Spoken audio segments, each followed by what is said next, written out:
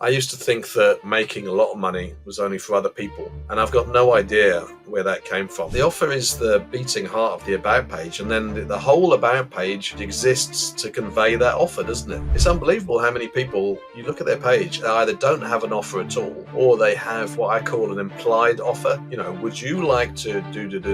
But then they never actually get around to saying, Jason, how do you say your last name? Arnopp? Arnopp? it's Arnopp, yes, but the most important Arnopp. thing to remember there is that the first P is silent, so definitely do never, ever pronounce that. Okay, very good to know. I'll make sure to follow the rules. Yeah, Um, yeah, yeah, yeah. dude, I feel I'll, like we've I'll, been, I'll, yeah, I feel like we've been hanging out on the internet. We've jumped online before, like into a meeting because I hit you up and I was like, "Hey, do you want my school group?" There's that time where I yes. made that about page roast school group, and I noticed you were executing what is a similar group but way better, and so I just reached out and asked you if you wanted it. That was the last time I talked to you. Um, Yes. so Yeah, that how was a great is first call to have. yeah, it was fun. How's the about page group going? How's it evolved since last time I talked to you? It was about page power ups, I believe at the Yeah, time. you know what? Yeah, it's gone through a couple of name changes since then, as do all the best school groups, such as the Ads Hmm. Lab, for instance. Yeah. Yeah. It's very, very typical to see name changes and brand changes and the whole nine. So I'm excited to hear kind of what you've been cooking up, dude, and how things have Yeah. been for you.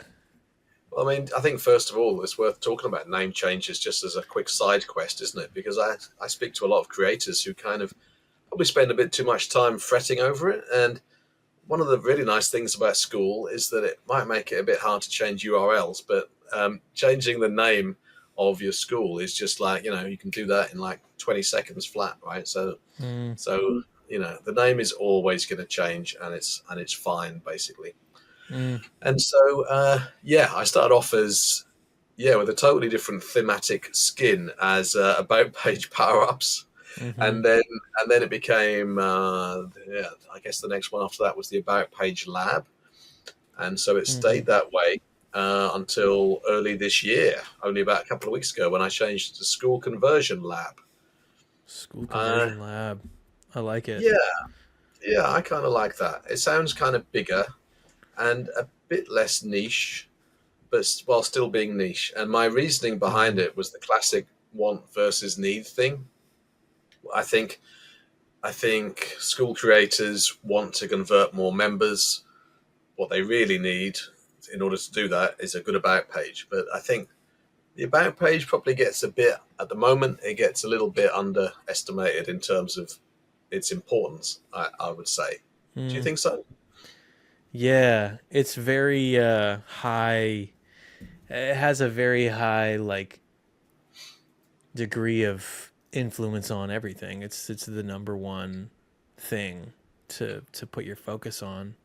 But there's a Yeah. million ways to do it. There's kind of infinite strategies that you Mm. could. You've got these six little spots, but and you got the 1,000 characters. But oh boy, that's a lot of stuff. And by the way, thank you, Sam, for giving us just restricting us to 1,000 characters. Mm, That's one of the many school features where you kind of it might be frustrating sometimes, but you just know that Sam and Co are saving us from ourselves. it is Like true. otherwise, we'd be trying to cram every single benefit and feature of our communities into like 2,000 characters, and it would be horrendous.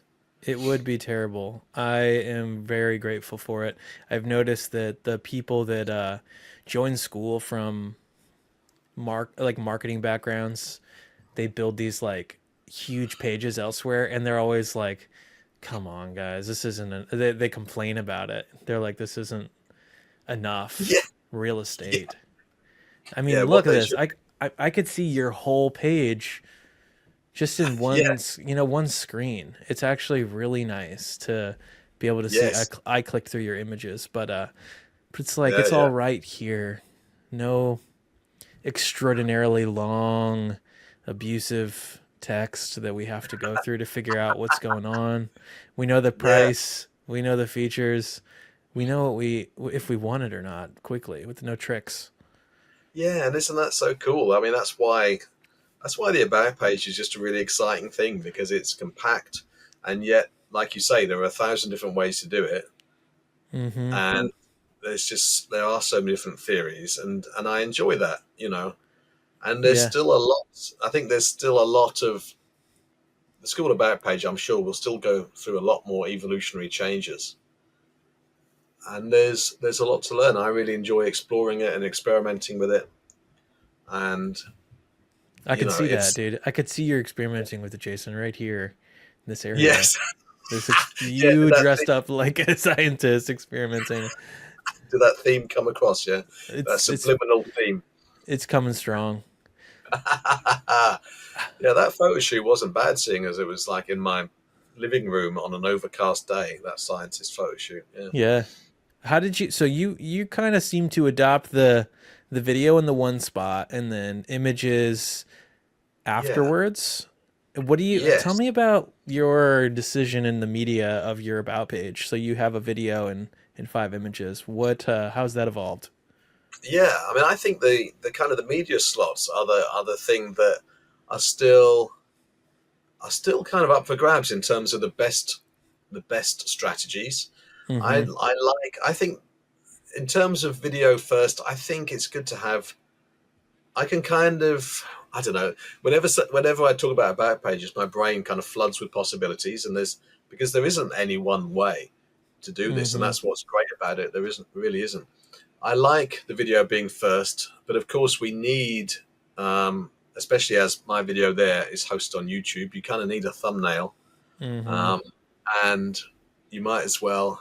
I feel like you kind of need a watch this thing if you're going to have the video in the first slot and you're using a YouTube thumbnail, Mm-hmm. because even though there's like that play button right in the middle, I think weirdly because it's not red a la YouTube, people might kind of miss it as a video. Mm-hmm. Whereas if you upload your VSL to Loom, then it kind of does that, playing or looping the first 2 or 3 seconds, which advertises it as a video more. Mm-hmm. But yeah, I feel like the VSL comes first. I've seen a couple of uses. I think I saw, was it Ryan Duncan with his free or paid groups? He has like an image that says kind of that it's like advertising the group, and then it says watch the VSL. I'm pretty sure Mm-hmm. that was Ryan's group, and that's a pretty cool strategy. So Yeah. yeah, I'm still figuring out, to be honest with you, and kind of just figuring out the best practices with images. But I Yeah. think that generally speaking, it's best as testimonial proof city, really, because you get lots of Mm-hmm. visual space, and it's nice to have some people you can kind of pull out and have a nice quick quote there. Yeah, Uh, you got a quote here by Ron Howard, the director. I couldn't put Jason's novel down. That's pretty sweet, dude. Ron Howard, what Shoot. a god, Yeah. yeah, How did you and feel whenever you saw Ron Howard like speak about reading your book? that's so cool. Yeah, I mean, That's crazy. Ron for a while was going to make a movie of that novel, Oh, and really? yeah, and we spent quite a bit of time together, which was just mind blowing, as you can imagine. It was Wow. really surreal. I met him, and the first time I met Ron Howard, Howard was in a restaurant. He wanted to. I think he had optioned this novel, The Last Days of Jack Sparks, and I can remember I kind of had to. Before I went into the restaurant to meet him, I kind of had to walk around the block a couple of times to kind of psych Yeah. myself up, Yeah, I bet. because there's always that subliminal fear that Ron Howard comes across as the nicest person in the world, but what if you meet him and he's just a total dick? Wouldn't that be wouldn't that be soul destroying? It'd be terrible. You remember But that first second? So you walk in and Ron Howard is there. Or do actually, I you don't remember that first second. No, you're but too I psyched remember out? yeah, I kind of remember patches. I remember him being exactly as you want him to be, just absolutely lovely and gracious, and not only full of praise for the novel, but making it clear by telling me stuff about certain scenes that he had personally read it. It wasn't like someone had read Mm, it for him and yeah. decided that he should make it. He'd personally read it, and there was one really. weird moment because this is like a horror novel and it's got moments of extreme violence in it. And I kind of figured, I was prepared for Ron saying, well, obviously to make it the kind of movie that would suit my filmmaking style, we may have to tone it down. And at one point he said to me, wow, I love that scene where that girl's head explodes. I want to see that. Oh my Imagine gosh. Ron Howard making a movie in which someone's head explodes. That would be quite a thing. Wow, thanks to Jason. I Yeah. mean, so continuing to rewind, you wrote a book. So you haven't just appeared on School like many people and you're beginning to cut your teeth. You've been writing and dude, you're a metalhead. You've got a history in, I think, journalism. Um, Mm. how did you get into writing? How does that connect over to the rest of your working history before school? Yeah. I mean, I've kind of lived a few different lives, I guess. I've, yeah, I started out as a rock journalist when I was 16, writing for a magazine that's still going in some shape or form over here in the UK, a weekly rock magazine called Kerrang! And so I Right. started as a freelance cub reporter for them, and then kind of spent most of my 20s. I mean, you'll be shocked to hear that my 20s ever ended, obviously, by my Hmm. youthful expression, but it's true. So I spent my 20s kind of flying about the place, jetting all over the place, interviewing rock stars. That was amazing. Man. And so, and then I kind of ended up as like the editor of the magazine, and then decided to leave because I'd always been like into telling stories, and I wanted to become a scriptwriter and novelist and all Hmm. that stuff. And that was a really painful kind of. I feel like I meet a lot of people, and I speak to a lot of people who've made similar decisions at the end of their 20s, like a Mm-hmm. really big pivotal thing. Have you encountered that in people? Yeah. Yeah. I feel like, well, the new 20s is certainly different than my 20s and probably your 20s. The new 20s are like the 40s, dude. Like those kids are like they're running little enterprises by the time they're 18. By the time they're in Yeah. their mid 20s, people are like expert developers and they're like, I've launched 15 apps now, so I really get it. And I feel like there's a new 20s, Yeah, different speed. I Um, guess it is. I certainly wish I'd learned more business stuff or any business stuff when I was in my 20s. Yeah, what are you lighting? What incense are you lighting? actually, what is it? I don't even know what that is. Uh, Oh yeah, Blanca. Yeah, Blanca Salvia. Interesting. I don't know either. smells Blanca. horrendous.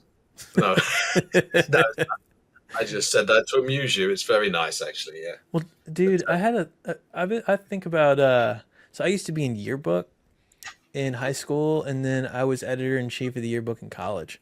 Now uh, you managed a magazine which is probably similar duties on more of an expert level and I feel like my experience in the yearbook, it really like it turned my mind into somewhat of a certain type of systematic organizational thinker. And I wonder, do you think about how that set you up to think about like data and information and thinking, writing, creating characters, just making connections? Because layouts and in figuring out this creative process of converting your idea onto the page of a magazine or a yearbook is a very specific type of process. Do you hmm. feel like that really, like, how has that shaped you? Yeah, I mean, I guess it definitely built.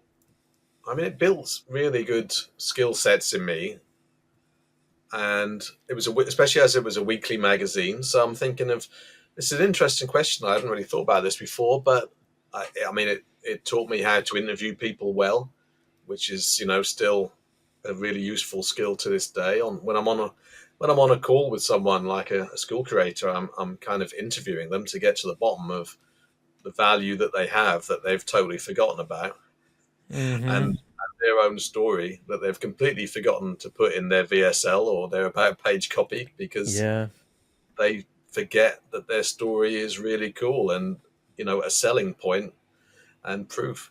So there's Mm, that, uh, and then meeting deadlines. I've always liked a deadline, and I think once you've mm-hmm. worked on a weekly rock magazine, at one point I was the news editor, and coming up with a news section of rock news every week was kind of baptism in fire, really.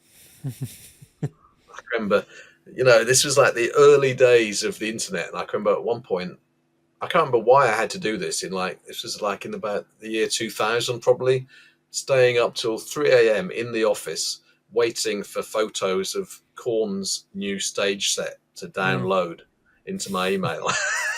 mm. I don't know why I couldn't have just waited until the morning. I have no idea.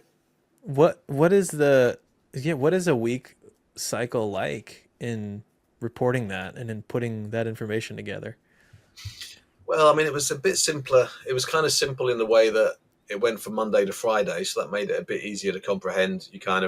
But then I can remember every Monday you'd start with a totally fresh slate, an empty news section, really, because it's not like you can hold all that many news pieces over for the next week because they become obsolete. Although, again, this was kind of early internet, so it was easier for us to. I don't know. I'd hate to be putting together. I often think how I'd hate to be putting together any kind of news section online now because you'd never Mm, rest. When mm-hmm. would you get to put that news section to bed and have a weekend of not thinking about it? Yeah. Did did you go to concerts pretty much every weekend? Yeah, I mean, pretty much every day in my 20s, really. I looked at, Mm, when I look back at my diaries, I was just like out every night, whether there was a gig or not. mm, Because I've moved to London. I'm originally from like the east coast of England, um, and I'd moved to London, and actually it was quite funny because I spent so I joined when I was 16, and then about 4 or 5 years later, I moved to London to get closer to the action because I was having to like go to London and stay at people's houses to go to gigs.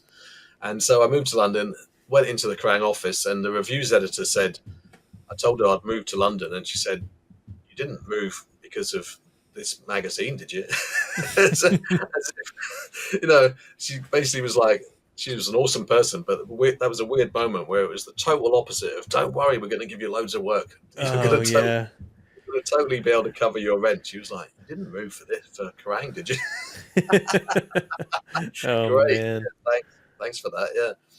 Did it pull in enough work? Like what was that decision like? Validated or were you like, God, I can't believe I moved to London? Yeah, I don't remember like a stressful moment. I don't think. I think it was Yeah. okay because Yeah. I was naturally getting quite a lot of work for the magazine. Mm-hmm. And actually, I think that I've always been self-employed, apart from 3 years of working in that magazine office, and that wasn't exactly your standard office job working in Kerrang's office.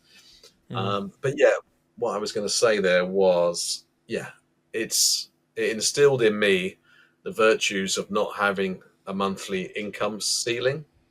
mm-hmm. I've always really liked having no kind of upper ceiling on what you're going to earn, Mm-hmm. and working um, to earn more. And of course, that carries all the way through. There's a through line from that to what I'm doing now.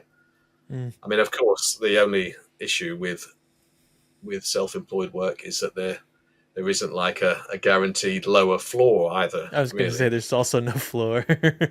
Yeah. Yeah, I mean, MRR is, I suppose, I don't know. I don't think we can really say that MRR guarantees us anything either, really. I mean, if Mm-hmm. everyone in the group decided to leave in a mass exodus, I suppose you still get a bit of thinking time as to what you're going to do next. Yeah. It's true. I mean, we are kind of parked on school's land, and so Yeah, we have a dependency on this interest in school that people really have at the moment. At least you and I do because we serve school communities. And yeah, it seems like since I've joined, since last May, April, it's been, it seems like it's been on on the increase of like it seems like more and more people are interested, and so it's been nice to be on that little train, and I feel like it's going to be an interesting year with the change in the games. It seems like slowing down the Hermosi push, Mm. and it seems like a new interest in collecting more passion and wholesome groups. Um, Yeah, what do you make of all the changes? Like where school's headed? yeah, it's really interesting, isn't it? I think it's good to do away with the or to discourage the the pump and dump stuff Mm-hmm. as it's being put because and I think it's probably better for creators as well. Going back to that saving us from ourselves thing. I think it'll be good to say goodbye to the days of you know pay join my 999 group and I'll I'll dog sit for you forever. I'll Mm-hmm. I'll Yeah. fly wherever you are and sing you a song, whatever you want. And then, yeah, Yeah. but it's better for creators because it feels like it's been said that a lot of creators just can't sustain that and they just kind of crash after that, sleepless month. Mm-hmm. And Yeah. yeah, so there's that. And then I'm kind of, I'm kind of intrigued by the passion, the sort of the emphasis on passion kind of things because Mm-hmm.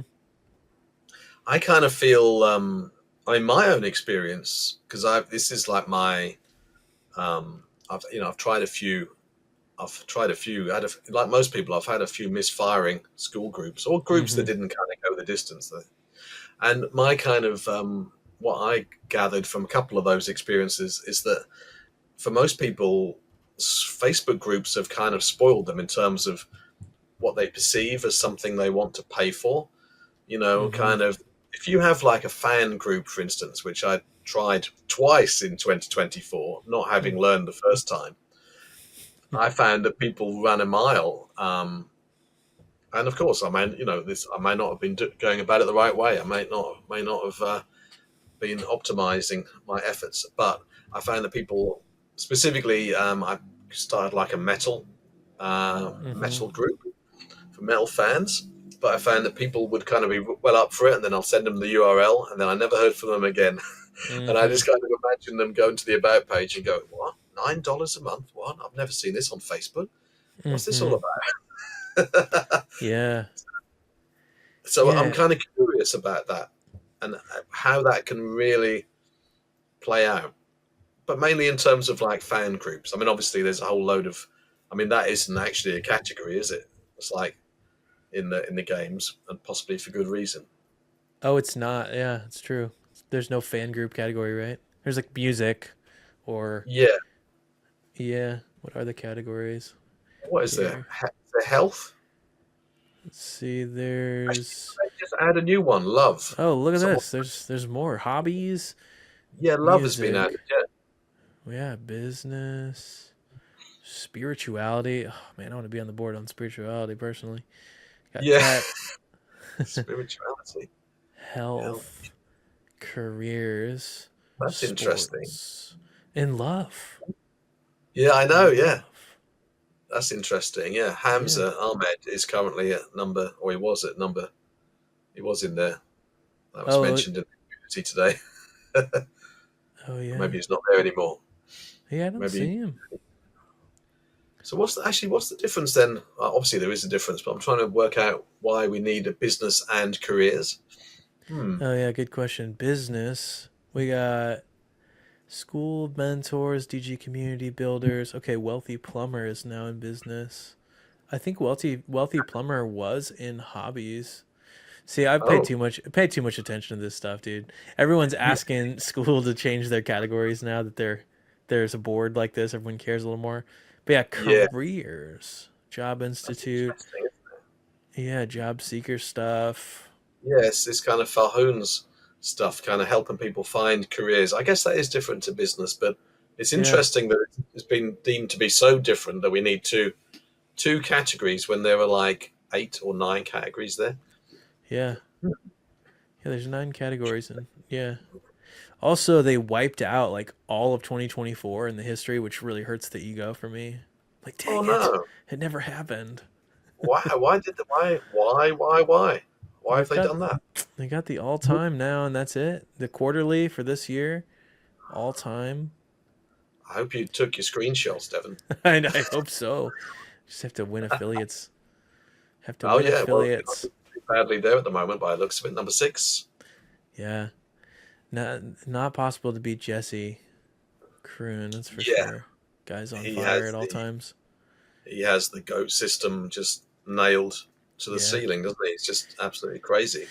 he owns the Google ad search, is what it is, Yeah, and yeah, more that's probably. But yeah, yeah.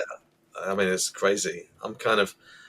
I think, yeah, I haven't been especially great at the affiliates thing. Although I do have like an affiliates way of entering my VIP group, and a few people have been going for that. So that's mm-hmm. starting to get me into the affiliates thing. But I think School Game's victory on that front is probably still a way off.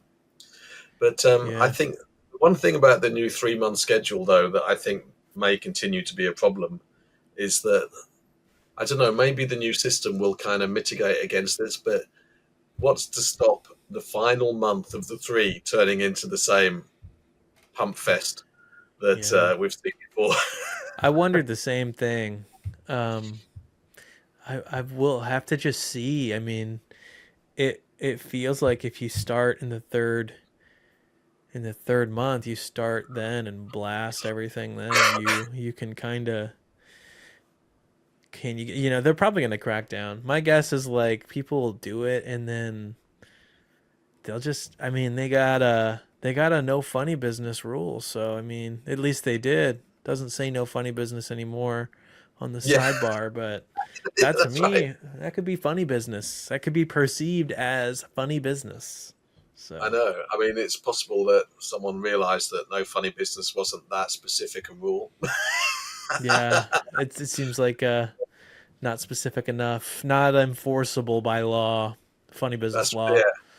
exactly. I accuse you of funny business and send you to jail for Yeah. a funny amount of time. Yeah, it's funny. I mean, the thing is, though, where do you draw the line with funny business? I mean, if someone, I mean, I guess most communities will have some kind of special offer in the final month, Mm-hmm. weeks. You know, where do you draw the line with that?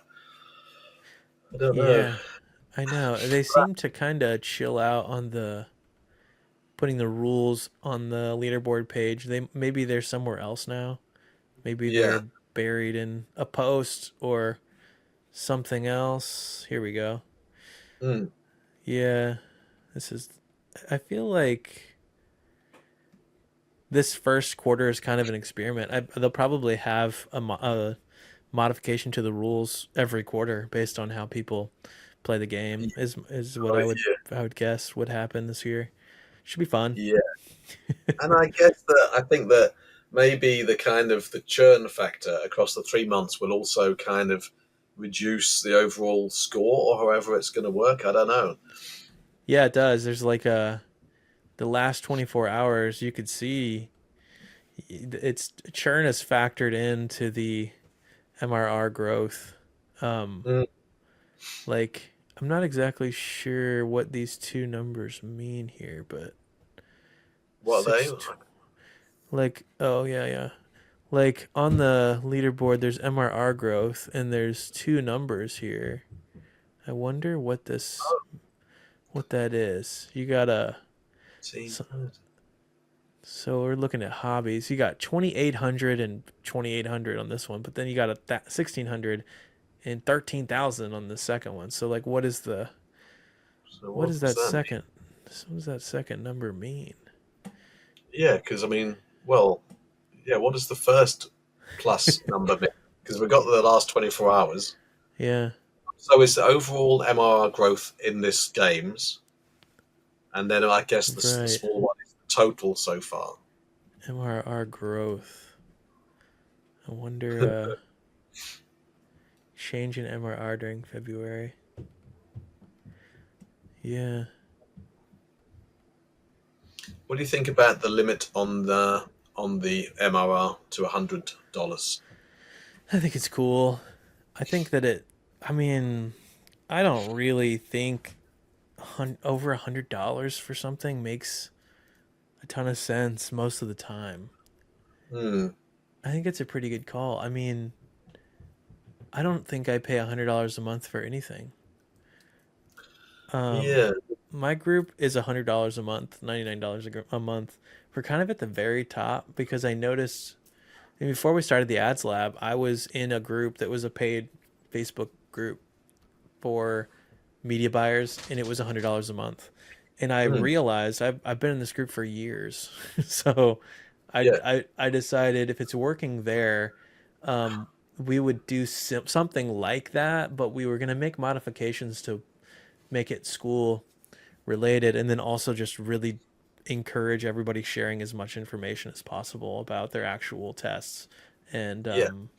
but I mean, I don't know. I think $100 is a lot. Like for us in 2025, our goal is actually to like add a lot more to the offer so that it feels like a really good deal. And so Yeah. I think you got to do a lot for $100 a month group. It's true, isn't it? Yeah. And I think it's also kind of hard to find something, yeah, where people get monthly value, monthly value from something that that they're happy to continue paying $100 for. Yeah, Uh, it's true. I mean, you got a lot of churn for $100 and up things. Typically, you've got yeah. your 99 a month Mm. VIP.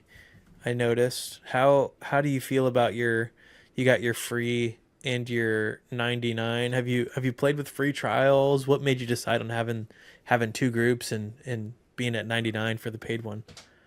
Yeah, I kind of. So let's see. Free trial wise, I haven't used that. I'm kind of saving that for select moments, Okay. kind of like special offers Mm-hmm. and things like that. So, and what? Yeah, why is that? I don't know. I think it's just kind of an instinctive thing, really. I don't know. I feel Mm-hmm. like I may be wrong, but I kind of feel like having a free trial all the time might sort of devalue the group in some way. I don't know. Yeah. And also, I guess, I don't know. I think we creators are probably sometimes way too paranoid about, that whole fear of someone coming in, just stealing, absorbing all the wisdom and going Yeah. away again. And it's probably quite a silly thing to worry about. Mm. But Yeah, I nevertheless, mean, I feel like a some there's something fundamental about I see this element in a group that needs to be thought out thoroughly, which is just like why would people stay forever? What is the what is the mm, element that you have in which like they can't learn in some amount of time and leave? What keeps them there permanently? And I also like to figure out what is that in a way that's not just like because community is the answer. mm, What is it about the like what about the community? I feel like it's an important distinction. It's what I think the bigger groups have that the people that are having trouble scaling don't have. And yeah. yeah, I mean for I'm curious what it is for you, what you how you think about that question. For me, it's sort of the creative tests, seeing it, what everyone's spending all the time is the thing that we thought was like that's a timeless, prices changed on the auction all the time, and so knowing now what people are running, what's working now, and not it's different, and so that's why people would tune in. It's not the tutorials that people want. So for me, it was like we'll put that in there, we'll be good at it, but like it's really the shifty knowing now what's going on thing. But yeah, I mean, how do you think about this? Like, what what what are why are people going to stay for the long term? Question. Yeah, I think with conversion and about pages, I think my kind of steepest hill to climb is to kind of help people realize that an about page isn't just a one and done, set it and forget it type deal, because we're always going to be wanting to make new VSLs. I think too many people go through the rigmarole of shooting a VSL and then they think they're done, Mm, but in reality, as their group progresses, they're always they're gonna realize more what the true value of the group is, and what does make people stick, and what they want to actually have in their kind of front store windows, which is the way I Mm. see an about page. It's the front store windows Mm. like a department store, isn't it? Mm-hmm. It's the display, and Yeah. and everyone knows that department store windows never stay the same. They're very seasonal, and you know, and then Mm-hmm. there's school updates, and there's a whole host of reasons why we need to be working and overhauling our about pages all year round. But that is a tricky thing, and so yeah, I do have like my plan is to kind of foster this kind of similar kind of experimental kind of aspect that you have, kind of case studies and things where people who have their about pages dialed in kind of, for instance, like choose one thing to tweak every week and then Mm-hmm. come back the next Sunday to tell the group how their 7-day experiment went, conversion rate wise. Mm-hmm. Um, but at the moment, the groups are really new, and the VIP group is so new. So I don't really have all that many members who are at that point where they're kind of, they're looking to just tweak one thing. You know, Mm-hmm. um, we're in the process of getting people's pages dialed in, but that's the plan, that kind of thing. And in the VIP group, I just started on the tutorial side, like a conversion machine masterclass. That's the name of it. Basically, just a mega course with bite-sized courses inside it about all the different about page elements. A Mm. course on the offer, a course on pain points, all that stuff, and that will grow over time. And so hopefully that'll be another reason, um, to be in the group for a while and soak up all of that stuff. I Yes. kind of realized that I was making recommendations to people without doing a good enough job of explaining why, because people do need to understand why the fundamentals are the fundamentals. You can sort of you can say, oh yeah, put 3 pain points in there and here's what they should be. But if Mm-hmm. someone doesn't really understand why pain points work, then they're going to question that and probably just tweak it or get rid of them next time they need to save Mm. some characters. That's true. Yeah. They don't know what they can and can't cut and why they might want to replace something, That's which it. is key in your system because the about page is supposed to be kind of on the move. So you got to know what your fundamentals are. Yeah, yeah. I went on calls with people. I often find that people kind of become a bit fixated on the character count, and they'll have like a whole list of benefits, like the length of your arm, the length of an elephant's trunk, and Mm-hmm. and they're obsessed with keeping those, and I'm trying to get them to put pain points in, and they're going, but the character count, we haven't got enough characters. What can we lose? Mm. And it's like, well, how about 22 of the list of 25 benefits you've got there? You know, I Yeah. think we do prioritize benefits a bit too much as creators, because I'm not sure why we do that. I think we kind of think Mm-hmm. that we need to list all the stuff inside, but really, it's it's us that people want to know more about. Mm-hmm. Who's the host of the party? Would you turn up at a party? And this analogy has only just occurred to me, but would you turn up to a party where there's going to be a few crazy things happening, but you don't know who's running it? Mm-hmm. Uh, you do kind of need to know who the host is, don't you? It's kind of like the reminds me of the specs portion of like an Apple product page. It's like you really most people it seems like don't look at the specs until they're sold and then they're trying to decide like which one do I want. You don't lead with 4 terabytes of you don't lead with the specs. It's usually a Yeah, sub bullet. It's usually like you're bought in. Now let's like pick your poison. But a lot of people fall into that trap of like they're just listing the specs on the front end, and that's not how it works. yeah. You kind of I see a lot of about pages that are like kind of a half-hearted offer, and then here's what you get: list of Mm, benefits. mm-hmm, We don't care yet. People only care about what they're getting inside the community once they know the big picture of the transformation that they're going to get from mm-hmm. that community. Do you- It's interesting. Yeah, sorry, you go on. yeah. No, go ahead. I was just going to sort of go back to something you said earlier about kind of um, the it's kind of keeping people.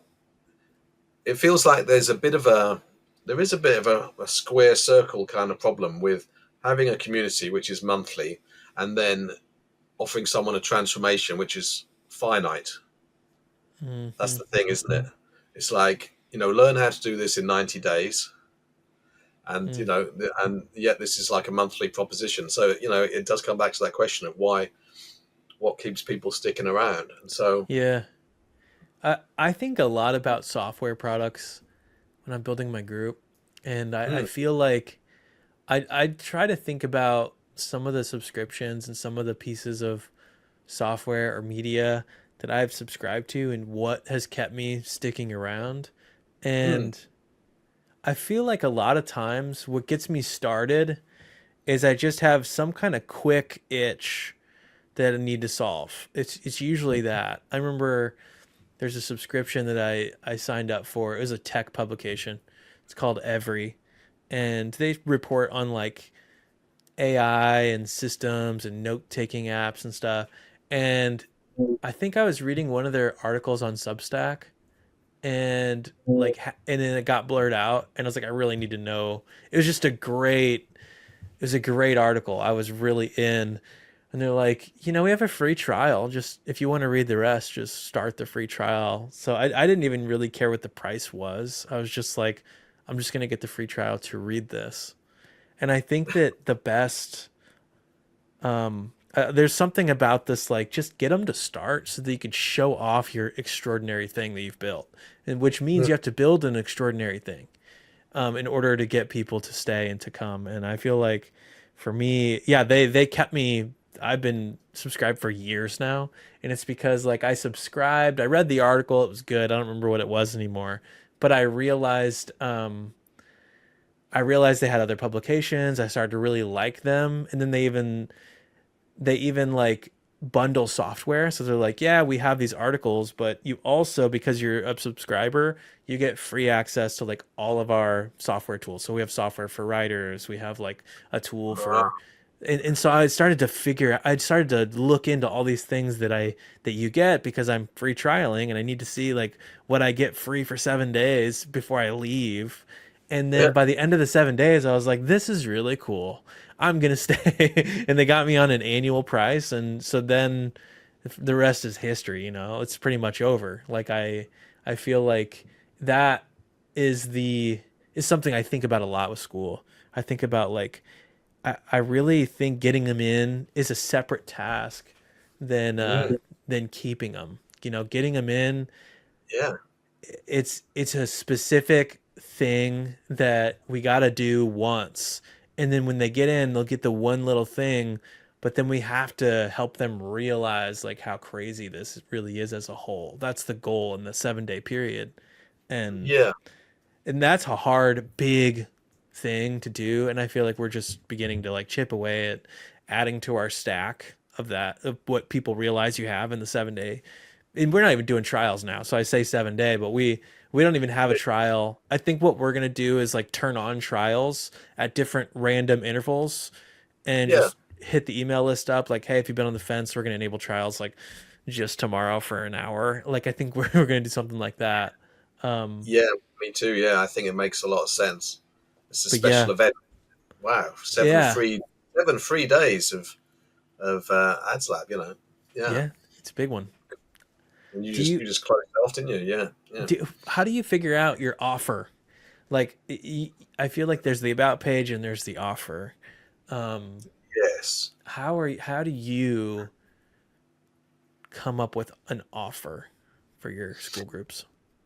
Well, yeah. How do I come up with it? Yeah, I mean, the offer for me is everything in an about page. I mean, the offer is, and again, it's really underestimated, and that's because we don't have, as creators, we don't have much of an overview on ourselves or even our about page. Really, I just wrote a piece in the free lab yesterday about how I kind of decided really that no one should create their own about page.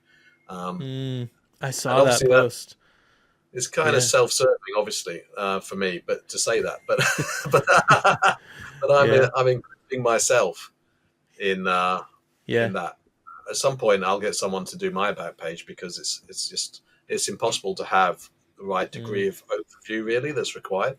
Mm-hmm. But so um, yeah, so how do I create the offer? So yeah, it's really just first of all, I mean, I like to get into quite a deep dive conversation with someone and just find out what value they have to offer, like I said earlier, and most of which they're going to be just forgetting about or undervaluing or just not translating to the page. I think a lot of people think that they've poured their thoughts directly onto the page, but in reality, there's a whole load of stuff just hanging onto you know, the inside of their skull, to use a horrific metaphor.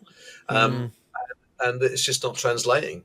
It's unbelievable how many people you look at their page and they either don't have an offer at all, or they have like what I call an implied offer, which is Mm-hmm. kind of like, so they have like, would you like to do, but then they never actually get around to saying directly, I will help you do this. Mm. It's kind of implied.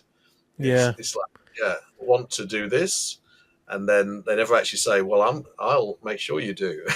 Mm. and What the, I, what yeah, do you do to get people to the offer from there? I kind of yeah, I kind of try to make them see really that without an offer that they have nothing, in my opinion, because it's kind of like, the offer is the beating heart of the about page, and then the whole about page exists to convey that offer, doesn't it?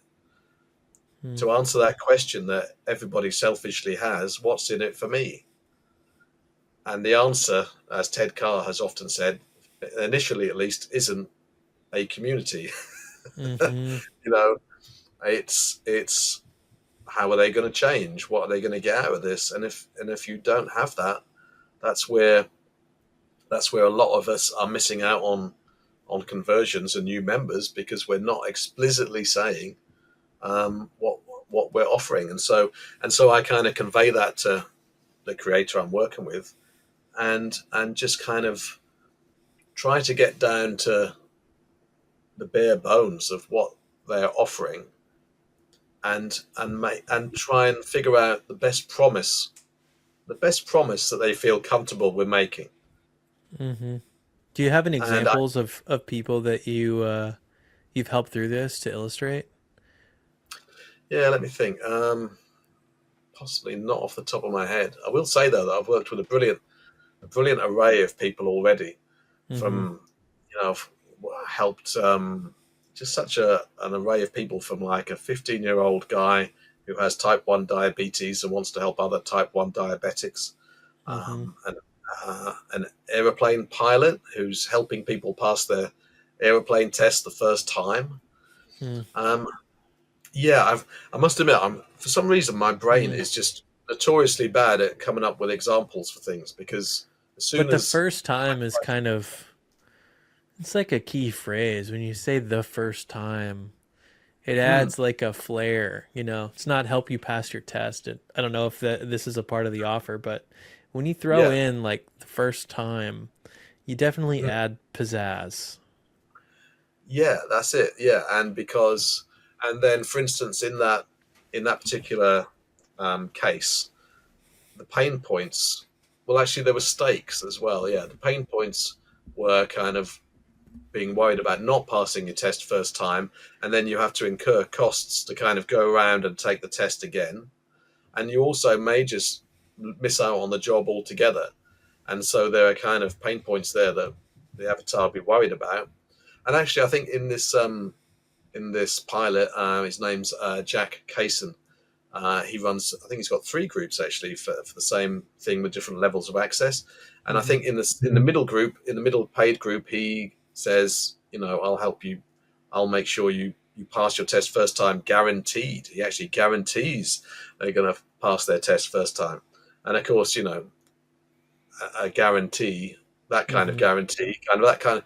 People like certainty, don't they? People need certainty, and Mm-hmm. of course, the proof and your story really helps with that. And I think the story is another really underestimated thing Mm-hmm.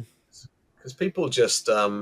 I wish I could remember a recent. I can remember a recent thing where someone told me like this great story about themselves, and uh,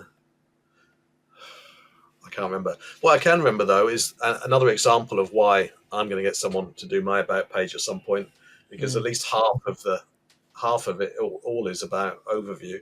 Is that in an early version of my VIP about page, I think it was, I'd forgotten to mention that I've had like over 1 million YouTube views across a couple of channels combined, Mm-hmm. and so I kind of mentioned the YouTube stuff, but I didn't think to kind of put in the number of views, and obviously it's not huge compared to a Kai Nemza, but it's still worth saying Mm-hmm.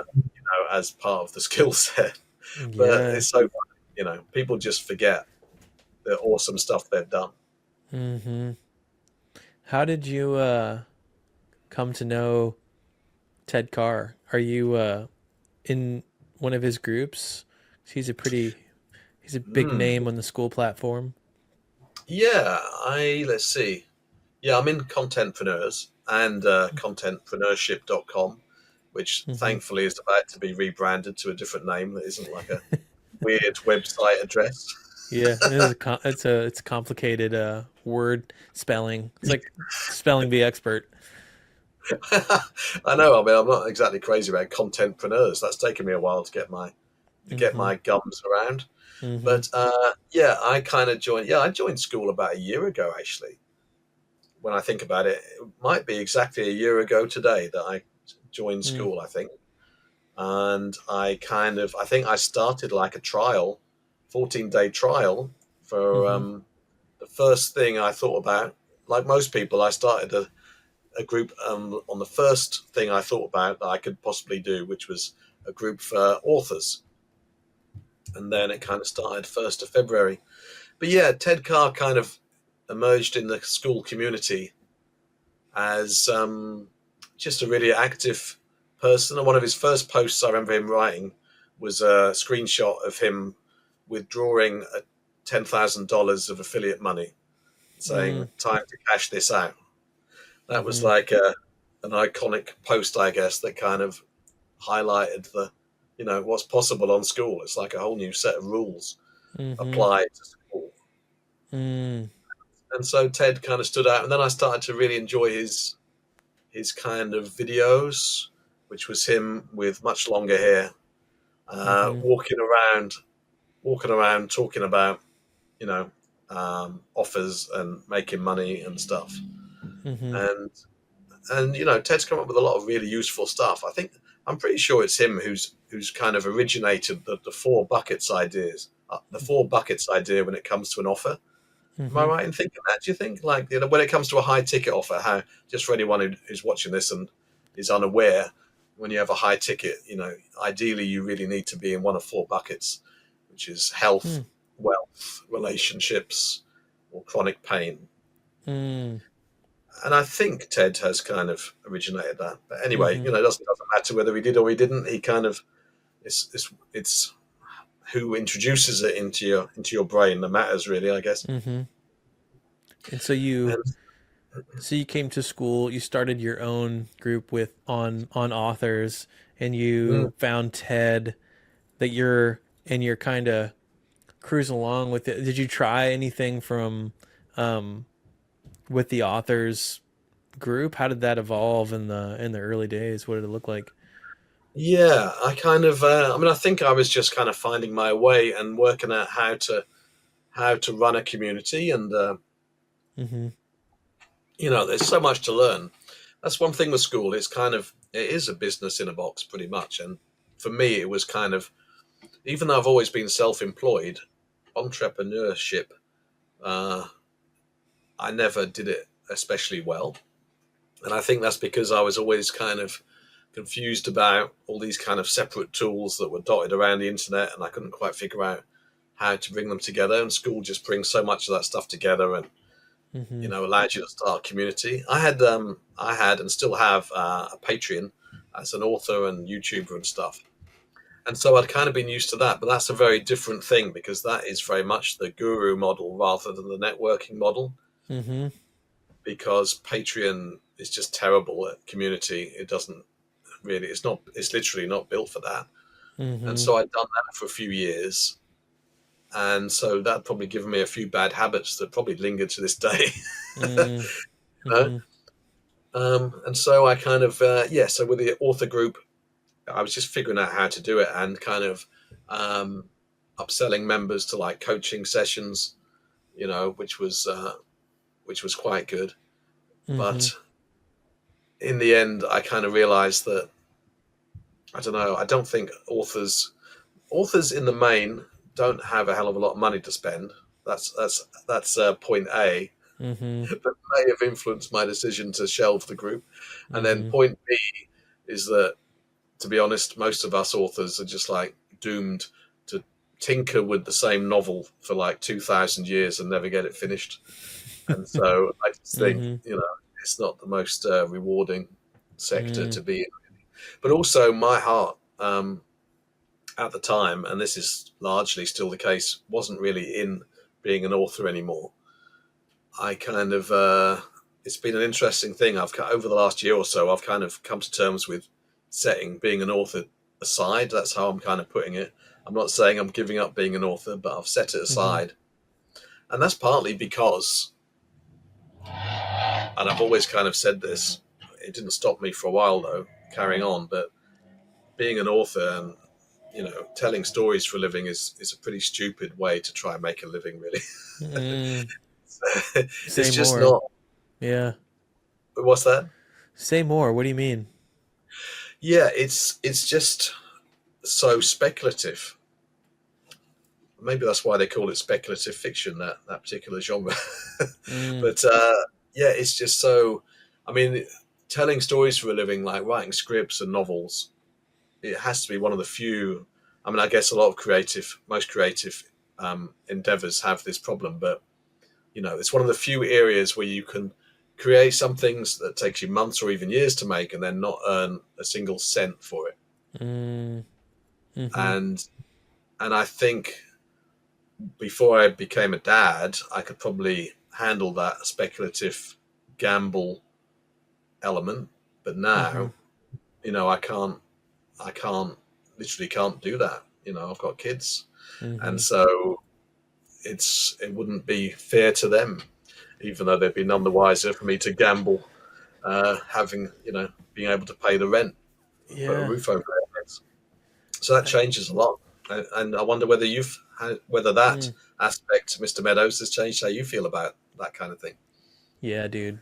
I mean, I run an ads group. Like, I feel like in a lot of ways I sold out because, I mean, it's like the most monetizable skill that I have, but it's just one of the skills as an entrepreneur that I have. It's kind of like before school, I did not have a like I wasn't an ads no notable ads person. I wasn't known for ads. I was known for making like clothing and designing and as a Yeah, filmmaker. So like yeah, for me, I had a kid and I feel like had to choose. I kind of decided I like organizing information. mm, I like hanging out with people and it felt like I could actually see it being possible to make a living doing that if I picked something that was fruitful enough to be paid to do it. And so it was a bit strategic to create the ads lab. It was also built around a pain that we were having at the time, me and Matt, with our e-commerce stores. So it was yeah, pretty glaring at the moment. We really wanted like a group of people that we could almost be hanging out with while we're running ads together. It felt like it'd bring us an advantage, which is why another reason we did it. We wanted to own the group that also brought us an advantage in running ads. yeah. But yeah, I would say that like of the school communities to creating that one was in part because of being a dad and wanting to. be able to make enough money with this thing to, like be comfortable and it be safe. So, Well, y- yeah, but yeah. this how dare you create something that is going to make you money and help other people? That's outrageous, Devin. I know. I know. Sometimes I have a dark night of the soul about it because I'm like, why aren't you making art, Devin? What are you doing over here? um, There'll but still be time for art in your life, Devin. There'll still be time for art.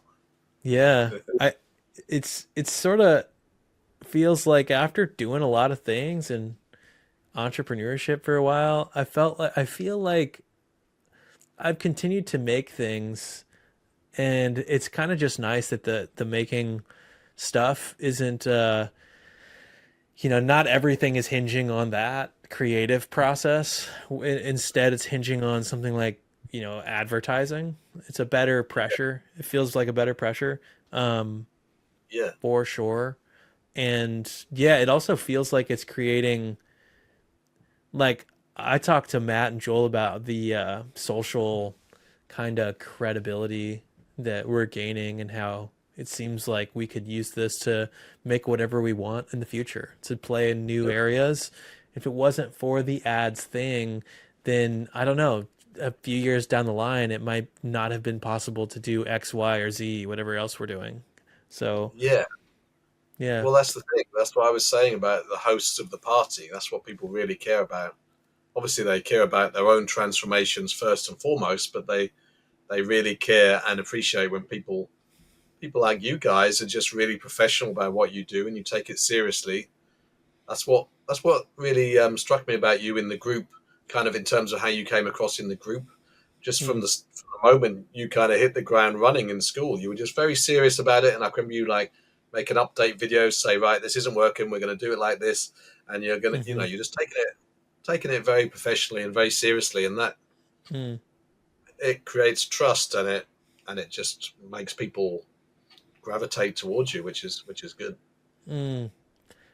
Yeah, I appreciate that. I remember like hanging out in there, and you were in there in the earlier days, and figuring things out in there with everyone there was kind of it Yes. seemed like something that I was good at because of the experience I had with my team and with Loom for the last several years. I would delegate work to people that I was working with by way of like making videos for them, like with Loom, and just doing screen shares. And I had never really like done this for people that were, like customers or viewers or followers or something. I'd only done it for people that like were, I had employed for other businesses, but I did it often, like every Mm. day. Would I was making videos for people and explaining things, and it was building out these systems for projects. And so with Skool, it felt like just took all that. It's like, okay, we just have like a different output. The output is for whoever joins this group, but I'll just do the same thing. It's sort of like luckily translated over. A lot of my day to day was similar, only I had this really specific structure to work around, which was the school classroom and community and calendar setup. And Yeah. it's kind of cool to like think around a very defined structure and build something. Yeah, it is. Yeah, it's a lot of fun building out a community, isn't it? Even though it's kind of hard work, Hmm. and it's great that school just gives us such an amazing structure to build out in. Yeah, Yeah. yeah. I can remember at one point you personally talking me through some kind of insanely complicated and annoyingly glitchy Facebook ads situation Hmm. in the community. Oh my god. And I can remember thinking at the time, how is this going to be scalable for poor Devon, like doing this kind of nonsense? Yeah. But you seem to have solved that problem. I Thank mean, God. I don't know if we've solved it. I think yeah, I think in the beginning you just do it all and you just do it as much as you can until you can't. And, Yeah. luckily people just started showing up that were looking for work. And we were like, okay. And the teams was started growing naturally to help Mm. with, basically, phases of burnout because I knew I couldn't do it every day, but I knew I could keep doing this for a while until the group's too big, or until somebody else shows up and helps. And yeah, I feel like that's the best way to get to know your offer is kind of to just go ape shit for every single person in the group, like every day as much as you can. When you got time, it's just like Yeah, what I think at the time most people are paying like $8 to $10 a month, maybe $20 a month. yeah, And if somebody would post, I would make a video response and yeah. screen share and explain all of the experience I had. Just needed to it helped work out what was next, what needed to be built next. Reminded Mm. me of this thing I read. I think it was an article. I don't remember what it was, but there's a CEO who people called him an elevator CEO, I think is what it was, and it was because um, any given day, like depending on who he took the elevator with, like he would switch gears. He would do complete like he would just decide like we're changing the whole business around and we're gonna do this now, and it was like an elevator CEO, and I was like, it's kind of like it's like an intentional version of that. It's like whoever will ask the best questions will define the group. The best question wins. Like, may the best man win. It's kind of, it was like every day is like that. That's interesting. So, how do you mean? You mean kind of, yeah, because questions that members ask kind of help kind of build a picture of the need of the whole, right? Yeah, that's Yeah. interesting. I think that when there is a quality to it, or when it is something that hasn't been defined before in the group, it's super helpful in patching up the holes in the knowledge that we are building out. And for a while, that was, I think, what it was. It was like at first, it was kind of like knowledge, building out the knowledge base. And I think my original vision was like, eventually all the knowledge will more or less be here. And then somebody like a VA, their job is basically just to like show people what knowledge answers their question. And so Mm, my hope was like 90 to 95% of like tech help or how do I do this thing help should be able to be answered with something we've already made, even if it's a 5 minute video that's like, what do I do if my CPMs are high? Like I'll just make every single video 5 minutes at a time, and yeah, somebody will help a person find the video. Because the hardest part is like, where is that thing? And that still to a degree, there's something about that that's like still a part of that is a part of how I think, but now it's more so like I want the group to kind of help each other more, and I want people to kind of rise up and become really familiar with the knowledge and help somebody else give them the knowledge that might exist here, or encourage them to show up to like a creative review or something. And now the goal is like, what do I do to motivate that? And I still need to consistently post knowledge, but at a much lower like general speed. It needs to be, I'm toning it down. It's not tutorials every day and every week. It's like connecting people every day, every week, and showing up and seeing and trying to be creative with people about fixing their offer, or because mm, it's like creative work that I'm feeling like is the most important to be on.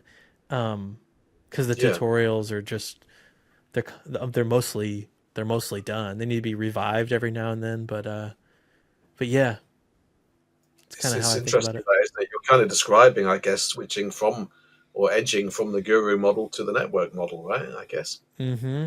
Yeah, I feel like there's always been a vision that has evolved with the group for me. Like I feel like I'm the visionary of the ads lab, but Matt and Joel help me with the vision. They've now bring their own elements, and sort of we're starting to develop sort of a shared vision. But I think since it's been there, it sort of incepted in my brain, and I came to Matt. There's always been this like evolving vision. And as the group changes and the amount of people in there changes and the effectiveness of ads is changing and school is changing, the vision always changes with all of those things. And so it Mm, feels like that task always comes back to me as to like, where are we today with the way we're kind of executing a vision? And it changes a lot over time. I mean, you're a one man band for the most part, right? In your group, so Yeah, your vision yeah. is all you. Do you have any?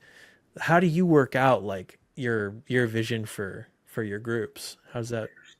Well, just like you, it's constantly evolving, and especially with VIP, I'm just because it's really a brand new group. I'm still on a journey of constantly figuring out how I can make it as useful for people in it as possible, and Mm-hmm. exactly what they want. But of course, we creators, we're not always able to. As soon as someone asks us, we're not always able to say what exactly is exactly what I need. I need a 15-minute video every day. We can't quite think like that, and so it's quite a process of, I wouldn't say trial and error so much as, but definitely an evolution to figure out what people need. And I'm realizing, one thing I'm realizing, and I think this suggestion has done the rounds quite a bit in the school community, but it's never great to decide what people are going to find useful. You Mm, have to kind of speak to them and kind of either deduce it or you know uh, but the funny thing is, even when sometimes people respond really well to an idea, in practice they might not use it. Like, for instance, in the VIP group, I came up with this idea of like a quick fix call. Like, mm, VIPs can schedule in like a 15-minute call with me to like fix one problem or get an opinion on one thing. Like, if they've changed their offer or they've got their pain points and they want thoughts on them, they could like schedule a call. mm-hmm. And then in practice, like, very few people actually book those calls. And Mm-hmm. I kind of recently came to the conclusion that it's because scheduling a call is kind of, it's a bit of effort. It's kind of, and then you have to be in one place at one time at a certain time to have the conversation. And so Mm, it's the kind of thing that feels like really good kind of bespoke direct help, but in mm-hmm. reality I think someone would rather post a question in the community whenever suits them, and Mm, then I get back to them on it. yeah. We can just Mm, over engineer things sometimes, right? yeah, totally, dude. I totally feel this. I like over engineer pretty much everything as well, at least Yeah. initially in my mind, and then try to reduce it before it hits the group. Yeah, um, yeah, use yeah. the board of trusted co-founders is what I usually do to reduce things down, and then the That, group as well. Just, is this terrible? What do you guys think? Is another way. yeah, yeah, that's it. It's good, definitely good to test, to just speak to people. And the nice thing about having, kind of a reasonably small group like VIP is right now is I can kind of also just sort of DM people quite manageably and sort of have individual conversations with them at this point, and so that really helps. Hmm. Yeah, yeah, How do you a couple part question, but like how do you balance like school with the other parts of life? You got school, you got work, or you got school, you got family and your kids, and then mm, are you doing other work as well? Like how big of a thing is school in your yeah. day to day? I mean, yeah. I mean, largely I'm kind of all in on school now, especially now that I've set writing fiction aside and scripts and stuff, put that to one side. Mm-hmm. I have kind of, I think when you're self-employed, you always need some kind of regular foundation stuff. And so Mm-hmm. every week I still write for, a couple of magazines in the UK, weekly magazines. Can't get those weekly magazines out of my system, it seems. Ah, cool. And that helps kind of, have a bit of a bedrock of MRR. So Mm-hmm. then school, but yeah, to be honest with you, my life is kind of like school and my children. There isn't much else at the moment, and I think it's good to have that kind of focus. I'm either in school Mm-hmm. mode or dad mode, you know, Mm, and yeah, it's interesting. I think at some mm-hmm. point I might need to get at least one other element into my life. Yeah. Yeah. Do you with school, do you see this year being a year? where you hit a certain milestone? Are you thinking about trying to achieve a certain thing in 2025? We're in January, peak goals, like in the thoughts. Mm. So, how far are you taking it this year for school? Well, I think I'm definitely, I'm kind of listening to a few creators who I like Charlie Morgan. Love Charlie Morgan stuff. Are you Hmm. familiar with Charlie Morgan? I've heard about him through Joel, but I've never really Charlie Yeah, Morgan. he's a genius Mm, British guy. He's got like a community on School. Actually, it's a really high ticket, one of those beyond 999 sort of high ticket type things. mm-hmm. Easy, But bro. Okay. he advises to not kind of make goals in terms of time. Actually, I think Hormozy advises that as well. Actually, Mm-hmm. and so I don't have anything specific, but I think what I love about school is that it gives me so much more control than I have when I'm spending a year writing a novel or 6 months writing a novel and then hoping for the best in terms of A, publication, and B, sales. Mm-hmm. um, and so I like that school just offers pretty much anyone the chance to make more money than they ever have done before.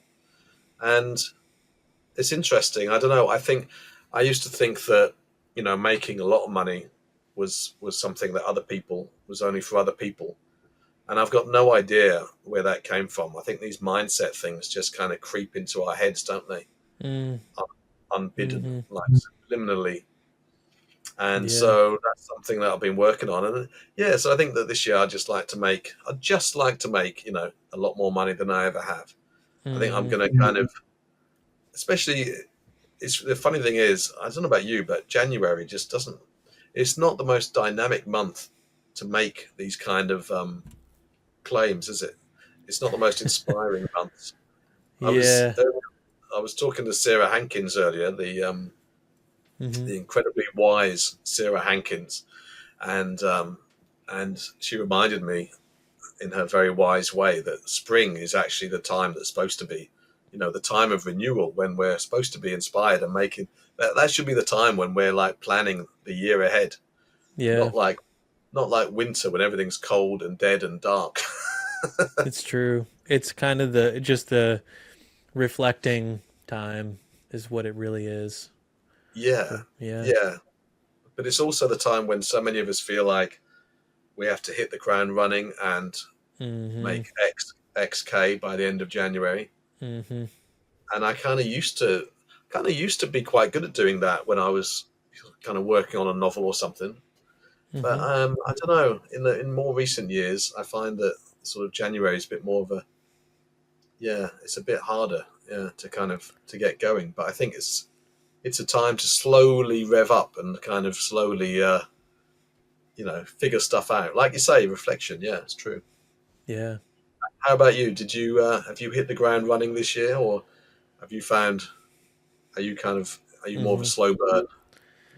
Dude, I feel like I'm pretty slow this time of year. It's very I mean, I live like in a forest, and in the winter it's dark and it's cold and it's damp, and I'm like reading books, thinking about what we've built and figuring out like what buttons we'll be pushing next. I am kind of like thinking about the structure of our organization right now. I'm trying to like, we're going to incorporate. I'm thinking of like becoming sort of a like these are the types of things I think about. It's like it's kind of the time for thinking, not doing for me. Yeah, But you got to yeah, do shit too. So you can't yeah. it's not yeah, I got to do the shit that I normally do, but I try not to make any massive new commitments really because Mm, I don't think I'm super clear right now. It's just I don't know what it is, but in the winter like my body's slow and my mind is slow. mm, It's cold and I think I have is I write down insights and I think about them, but I don't come up with good action items. It's like not I just am mm. collecting thoughts for and doing sort of maintenance on the work, like enhancing the quality without going super hard on full revamping is kind of what it feels like for me in the winter. That's kind of, I think that's a good call, and I think this is a time when, I don't know, this will probably be helpful for anyone watching this who feels like they should have hit the ground running this month at 2,000 Mm, miles per hour, but they're struggling. I think mm-hmm, what you're saying, we should really embrace this time as a time to slow down mm, and evaluate, and in some cases reevaluate, mm-hmm. the details or the bigger picture of what we're doing. And so I think it's good to remember that. Yeah. For some reason, I've got into this season. I've got into like role playing game, card games, and board games, like solo playing stuff, Mm-hmm. which I've never been into before. Particularly, I've always liked kind of role play to a certain extent, and like game books, fantasy game books. But like I've been getting into Mm. board games, and card games. I think it's a seasonal thing. You Interesting. know, What are the games? Actually, I can show you one right now. I've just Yeah. started a very new odyssey of this kind of stuff. I'm totally new to the world, to this world, and Mm-hmm. it's kind of nice to get into something new. Mm, mm-hmm. This thing is so cool. Escape. Oh, let me Castle. get it on camera. Escape the Dark Castle, Mm. It's and it's super like, cool looking.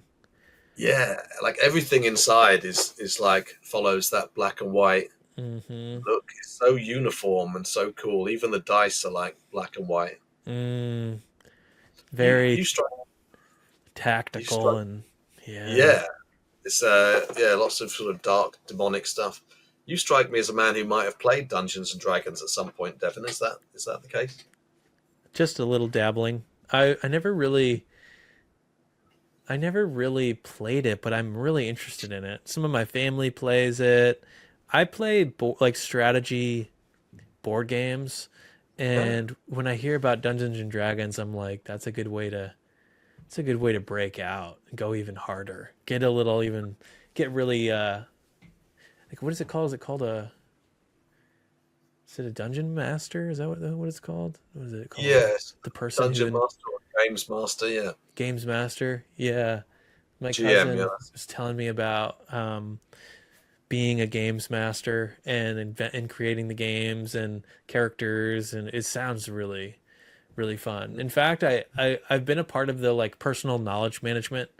Like I've like been a reader of like PKM tools for a long time. So tools like Obsidian, Logsec, Roam, Reflect. Maybe you know these or maybe you don't, but they're used to like manage your personal knowledge. People will save their links and journal in them, and they'll connect. Writers use them a lot, but I also noticed that a lot of the game masters for Dungeons and Dragons use the same tools that I use for my knowledge management, like information. And that's the part of it Oh, that I think is the most interesting, is the I system just, of it all, building the whole world.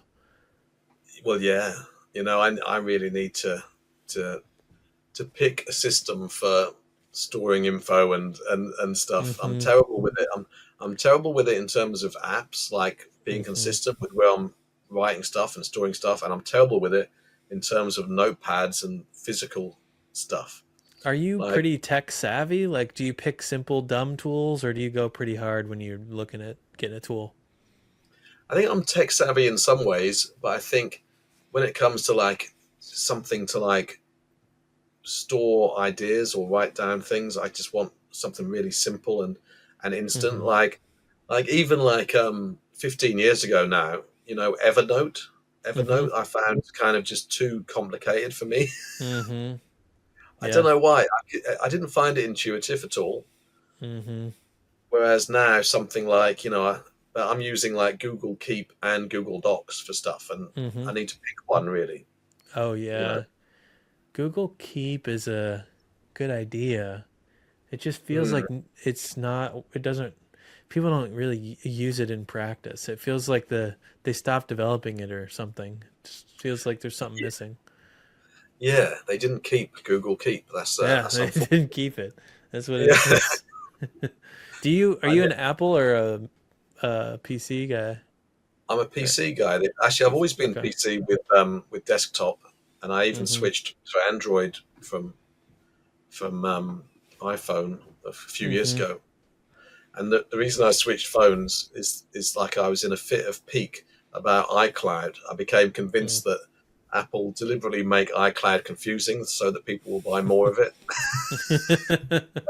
Yeah. Yeah. So you And rage I, quit. yeah, I totally rage quit it. And I bet there's not a day that goes by when the heads of Apple don't rue the day they pissed me off. Mm-hmm. They don't. Yeah. Things are never the same after that day. They lost No, Jason. their bottom line just collapsed. You know. That's right. Because of you. Yeah, And yeah. now look at the waves you're making on this podcast too. I mean, how many people are going to quit after hearing this story? It's going to be What quit crazy. quit listening to this podcast? You mean? Yeah. Yeah. Yeah. It's probably more like it. It was going well. I love the Matthew Thompson one, but when Arnopp came on, oh my god, he Jesus. just Yeah. It all fell talked apart. for hours about board games. Oh, yeah. Can you talk about long can you talk about board games and people continue to listen in a podcast? That's my It's- deep thought that I'll have today is how long Well, can I keep somebody? there's only one way to find out. Let's go for another hour on board games. It's an That's experiment. right.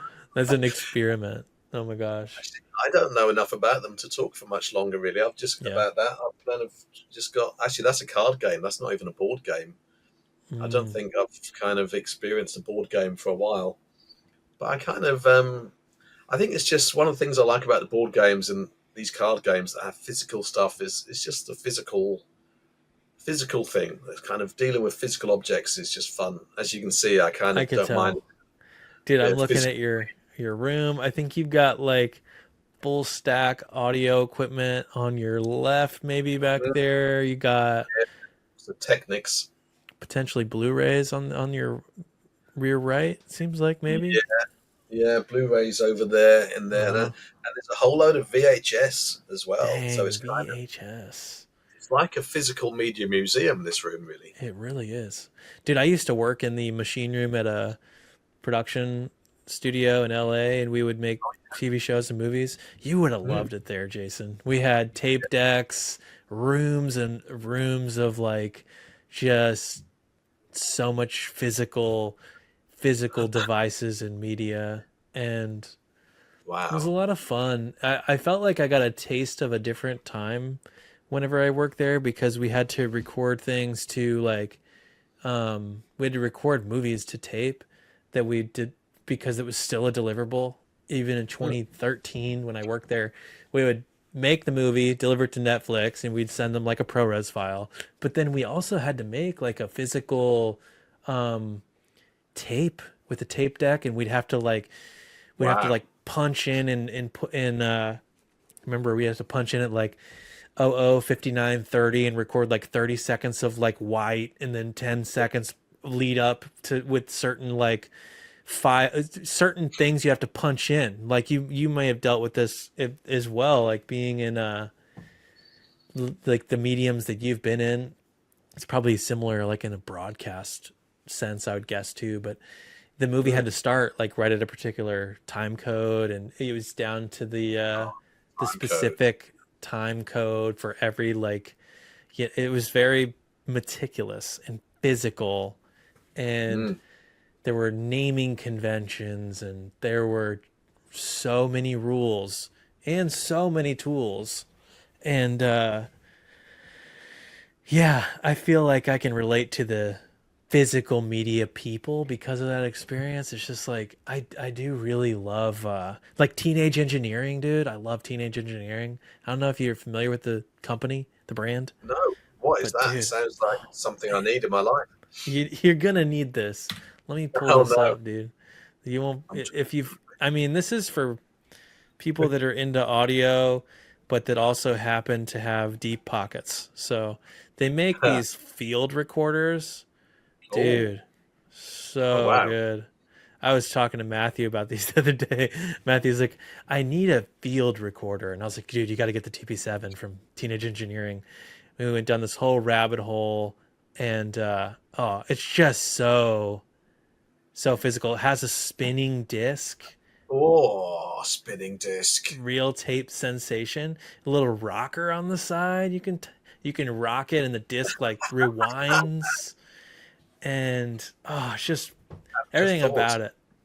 The rocker. So what is the use case for a field recorder? I've never quite gathered what that. Yeah, I mean, even though I'm still partly a journalist. I've always been a journalist, and I've got like things to record interviews with. yeah. Well, What's the picture use this, Jason. Why don't you picture case? yourself in an interview situation? The For instance, reel on the TP7 is spinning slowly. The bright red record lamp is lit. Both the oh, reel and the lamp indicates that a recording is taking place.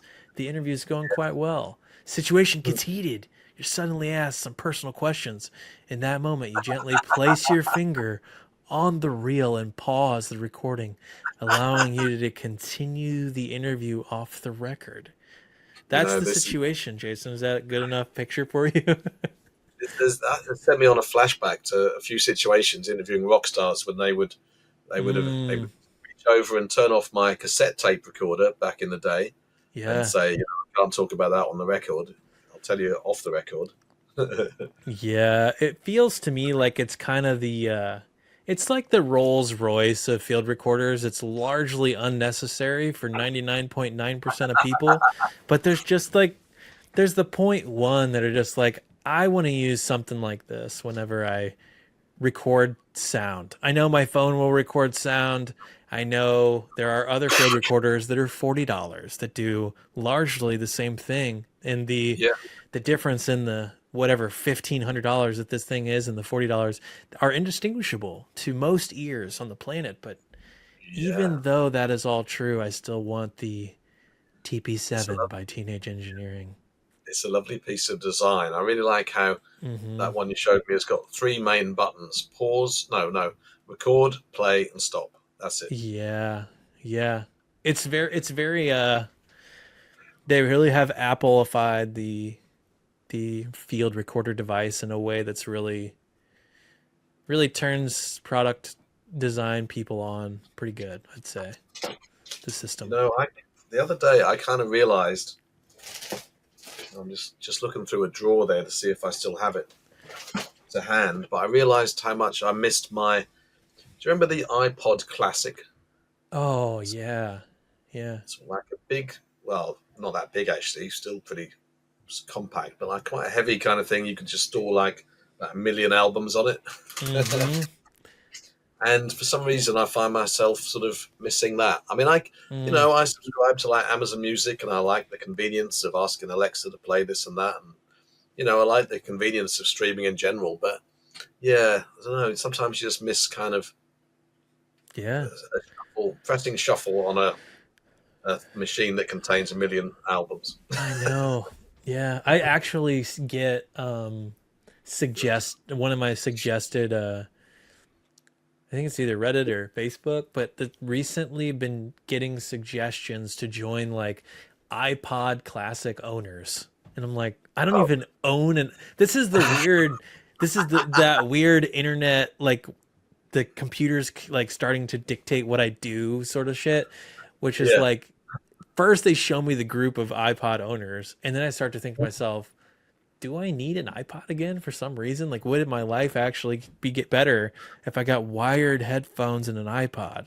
And then I Google something, and then I start getting ads for communities on Reddit, and before you know it, I'm like, I'm probably gonna have an iPod sometime in the future now, knowing that this exists, or it's probably why I have like I have a burner phone that's like a cat phone and it's like really physical, oh, flips open. Like I yeah. can beat it up. I like the old stuff. I like the physical stuff. I've been But thinking about getting one of those type of phones that because I'm starting. I've been aware of kind of the dangers of dopamine for quite some time, but I've only kind of acted on it sporadically. Just how we all basically need a big old dopamine detox, and so mm, I'm really trying to start a thing this year where I just have my phone off by default. Mm. And so it's almost like making it more of a big deal to kind of almost treat the internet as if you're kind of opening this kind of high maintenance portal and kind of, going online with like ideally one thing that you've got in mind you want to achieve and then closing the whole thing up again. Yeah. It's like yeah, like an intent based usage of your phone or your computer. Sort of mindfulness, really, isn't it? I suppose. Yeah. But what I need really, if I'm going to do that wholeheartedly, is a second phone on which someone can only ideally only call me. And so if if there's anything emergency wise that I need Mm-hmm. to know about, someone will actually be able to contact me. Mm-hmm. I don't know about you, but none of us really have landlines anymore. Yeah. Dude, I have a landline actually. Do you? I do. Do you? Yeah. Do you indeed? Yeah, Actually, I've I've got a got landline. a landline plug. I've got a landline socket. I could open it You up should again. lock that up. Lock it down, dude. They have landlines that don't even need like a battery or anything. I want to get one of those, like the big old giant phones that you usually have like the cord.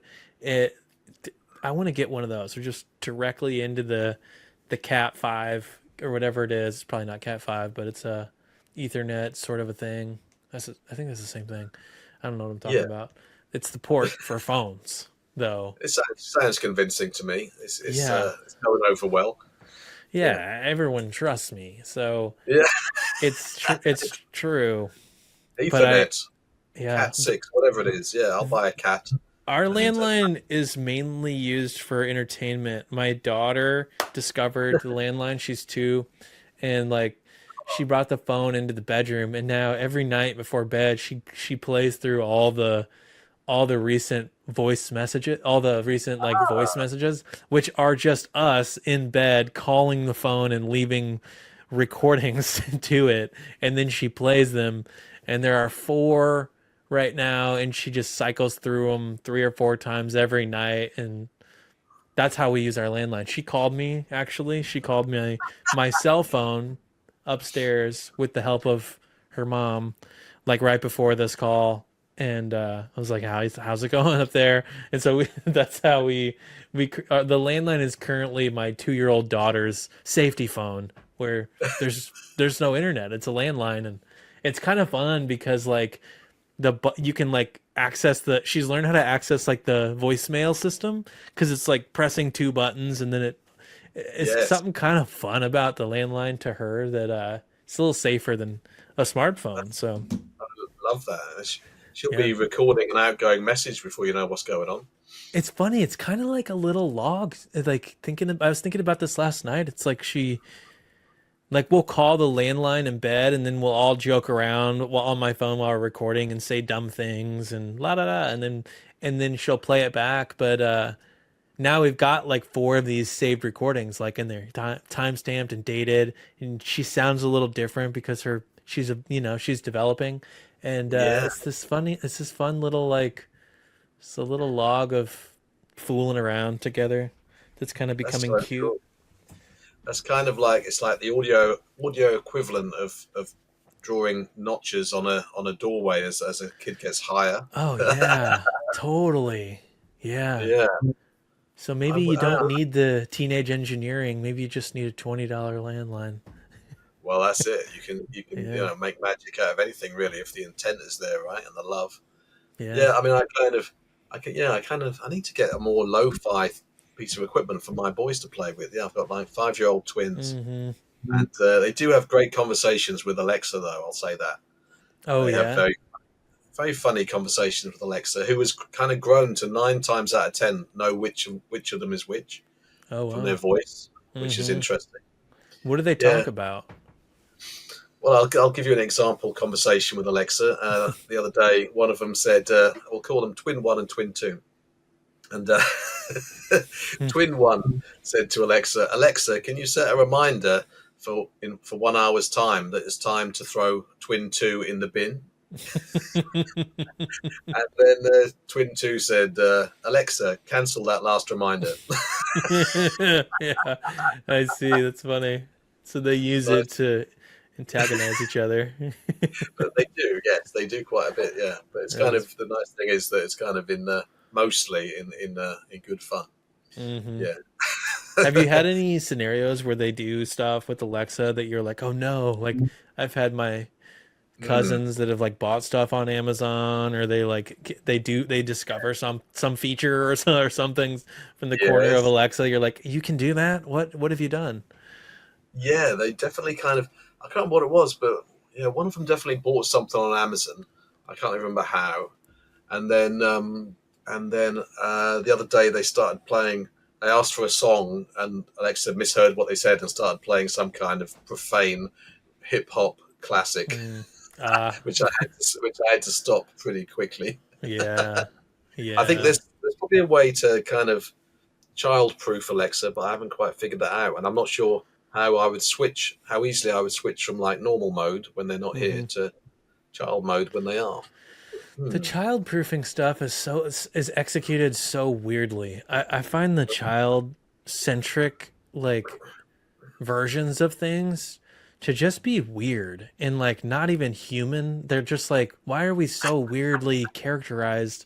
It almost like I don't give Indigo the kid version of anything because it feels weirdly like it's gonna mess her up. Like this is me being such a skeptic, but it's like like the Wiggles, Like I just feel like I don't think anyone should be watching a ton of the Wiggles because it's just they're gonna be this weird character. Like how are they? It's like it's not gonna. Yeah, it's fun. She will definitely like it, but it's like she likes Queen. She loves like We Will Rock You. That's like her favorite Mhm. song.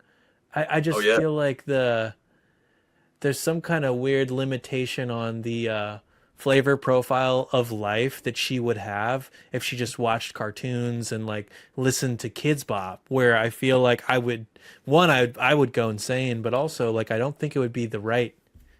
It's like not the right profile to be a person in the world. And it feels like well it won't yeah. be. I don't know. How do you feel about that kind of stuff? What's your take? You mean kind of the kind of stuff you and Matthew were talking about kind of how much tech we expose our Mm, kids to, or kind of yeah. Just the the do you have any opinions on that flavor profile of like I mean, how do you feel kids probably watch TV at this point. What kind of stuff yeah. are they watching these days? How do you feel about Yeah, it's the current kind lay of of the like land? yeah. I mean, we when we watched, we don't. I mean, I don't kind of. I mean, I love YouTube. Hmm. YouTube is my default kind of entertainment destination, much more so than like Netflix or something. Hmm. Because for me now, YouTube kind of is just like you ask for something super niche and it's there for you. And Hmm. like you touched on earlier, generally I think algorithms like that entertainment algorithms can be awesome because they kind of know what you want to see before you even consciously know, and I think that's the good thing. I can't really see Hmm. too much of a downside on that. But Hmm. yeah, so I kind of got the boys into YouTube, and they love watching that. They love you know, you have to kind of be a bit careful. I wish YouTube Hmm. had um, had like content information that comes up on screen briefly at the start. I'm kind of Hmm. surprised they don't, because sometimes you can have guys kind of, sweary bros making like a Minecraft video, and before you Hmm. know it, they're saying something kind of inappropriate. And because Minecraft is such a wide kind of, it's got so much kind of, it's a wide age range, isn't it? People Yeah. are into Minecraft, And if you and filter by the stuff on YouTube that's made for kids, it's almost like super made for kids. yes, yeah. I Yeah. mean, generally, when we're kind of going for something, we will put their kind of kids account Yeah. on, or kids channel, whatever it is. And generally, they like shows like Ellie Sparkles, and Ellie Hmm. Sparkles really good. Have you seen Ellie Sparkles? I've Yeah. heard of this. I think my cousins are showed me Ellie Mm, Sparkles. Let me see here. yeah. Ellie Sparkle. Ellie Sparkle show. Yes. Present Ellie It's it's actually Sparkles. really it's really good. It can be really funny. Ellie There's like three Sparkles. main actors, and if your cousins like Ellie Sparkles, you might want to tell them that the guy who plays Coach Rocco in this, he's Hmm. on Cameo and he'll record video messages. Oh So I shoot, surprised my boys with video messages from one of the guys in this show for Christmas, and that's cool. kind of blew their minds. Really, I bet. they kind of went shy, even though I told them it was kind of like a pre-recorded message, and they weren't talking to him live. They kind of shrunk away from the phone as if like Santa was. Uh-huh. Oh my Yeah, gosh. and Minecraft. You've got Minecraft and Roblox. yeah, Roblox. I'm a bit cautious about Roblox because that seems to Hmm. be kind of based on online communication between kind of people all over the world, and Hmm. that can open up a whole thing, obviously, for kids. So I'm not sure about Roblox. I need to find out Yeah. more about Yeah, I was like, I think is Minecraft like that too? If you play a certain mode, it can be like that. that. Yeah, you can kind of. I think as I understand it, which is kind of limited in terms of the comparison between the two things. Roblox is kind of based like fundamentally about everyone being online and kind of interacting in this virtual world. Whereas Minecraft, you can play it just self-contained with like local players, Mm. and that's fine. I mean, maybe the Hmm. same is true of Roblox as well. I need to find out, especially Yeah. as I think it's free at the moment on the PlayStation thing that we're Hmm. signed up to. Yeah. At one point, um my cousin was playing one of those games, and somebody, well, I think it was on his Switch, and somebody started was trying to scam him while we were sitting next to him, and they were like, "Hey, kid, do you want a bunch of points?" Like, yeah, they're like playing this game, and we were all sitting around, and we started to hear this interaction, and it played out, and Oh, this guy was like trying to scam kids to. They were like, "Okay, cool. Well, I'll give you a ton of points in your account. You just need the password. Like, can you get your password from your parents, and I'll put all those points in your account." I was just thinking like, oh, oh man, got me thinking about these games and like what these kids are probably getting met with in those online worlds when they're running into friendly, just your friendly neighborhood. Like, I'm just gonna give you a bunch of points, guy. Uh, can you Load those imagine up like? for you. Can you imagine being an actual kind of alleged human being whose daily activities involve trying to scam children Oh out of, man. what the hell is that? Yeah, I mean, I, it doesn't get much more.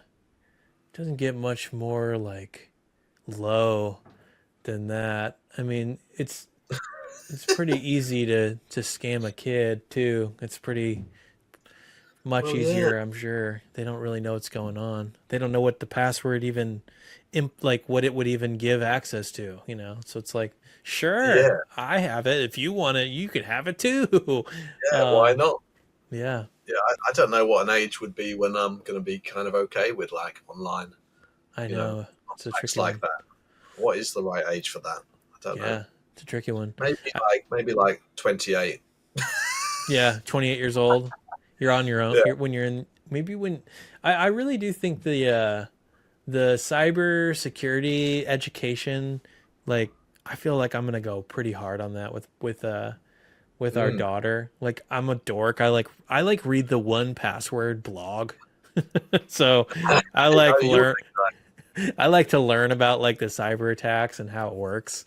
And yeah, man, I feel like one of my goals is like by the time that our daughter wants to play around in the online worlds, like she could scam the scammer herself, like just in her own way, because she'll be so fiercely ready. She could fight back, but who yeah. knows?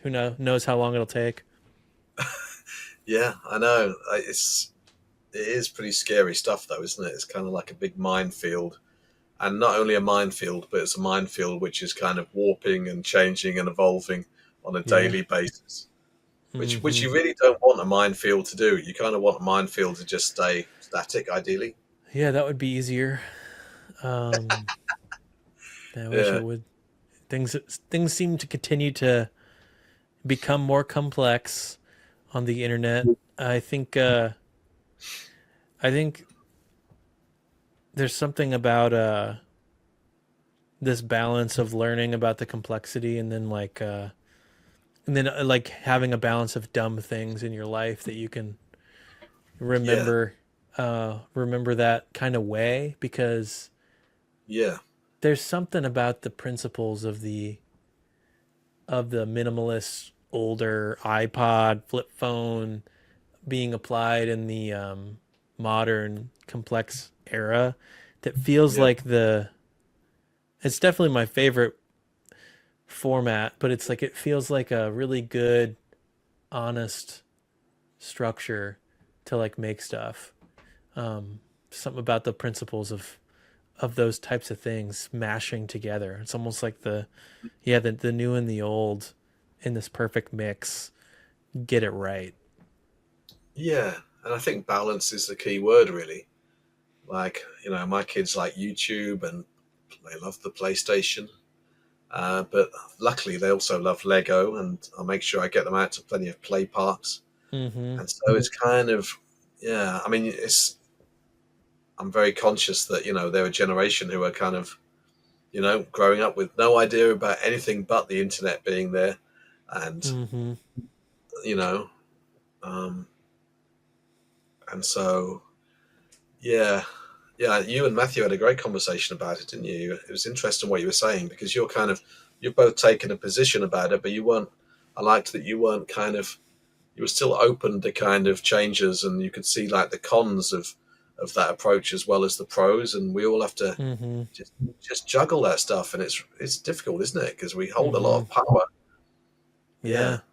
I feel like my mind changes a lot on these topics because mm, everything inherently changes so much that I'm always pretty much open to changing my mind about these yeah, digital these digital worlds and the way we interact with them and the way they interact with kids. But I think for the most part I do want there to be kind of a core there should be this core element with the developing mind, like 0 to 3, where I think she needs to she needs to experience the firsthand experience in order to develop like her brain more than the screen yeah. based experiences.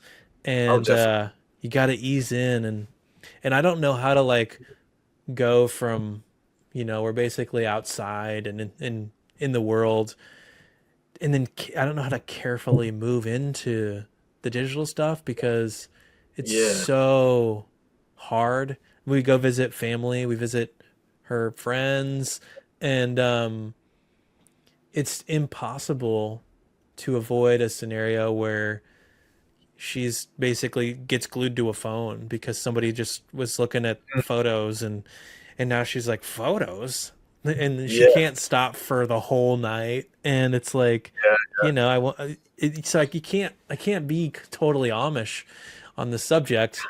So it's too nuanced to just take these things away. We can't go can't walk yeah, by a sports bar. It's like I can't live that way. I'm just gonna see stuff, but figuring yeah. out the introduction into those things is where I'm at right now in the with the parenting and the devices.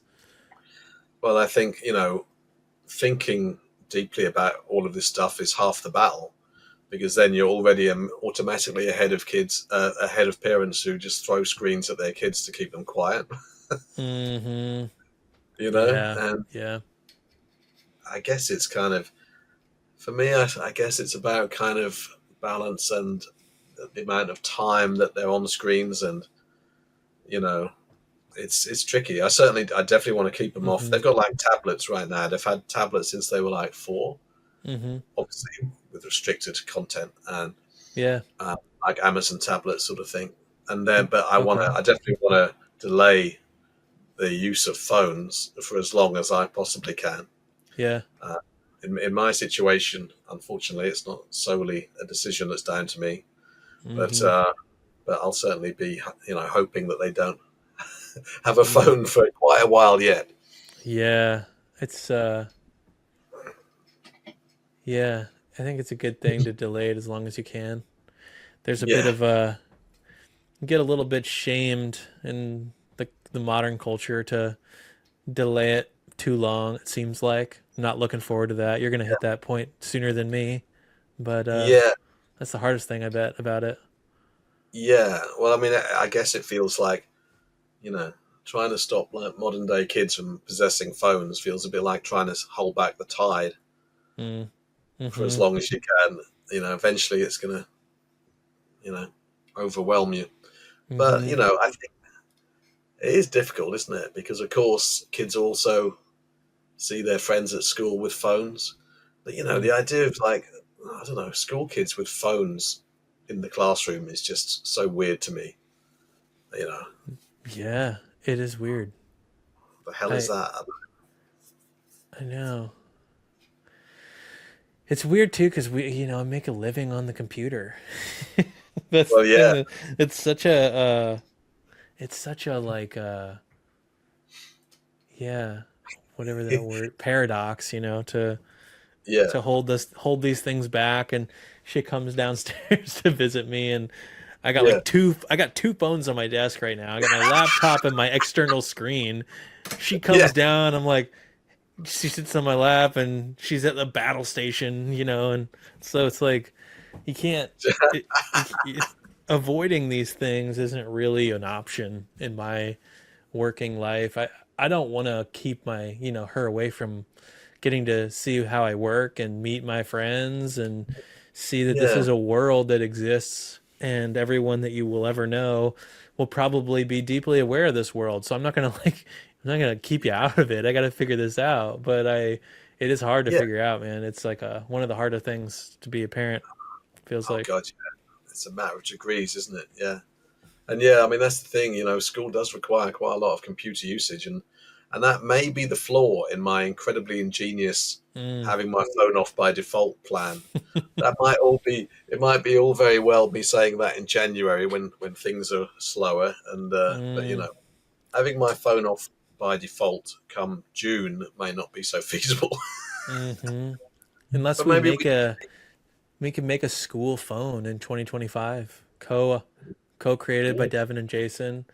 Oh, It could be like an e-ink display, you know, no oh, notifications, just oh.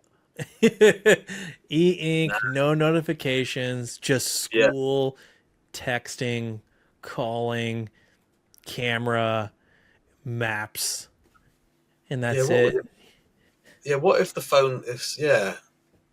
What if the phone could only do three things? Like a school phone that could do three things. What would be the essential things? Oh And you can yeah. only just all you can see is like if you're writing a Hmm. post, all you can see is the screen for a post. You can't see anything else. Like you say, no Hmm. notifications.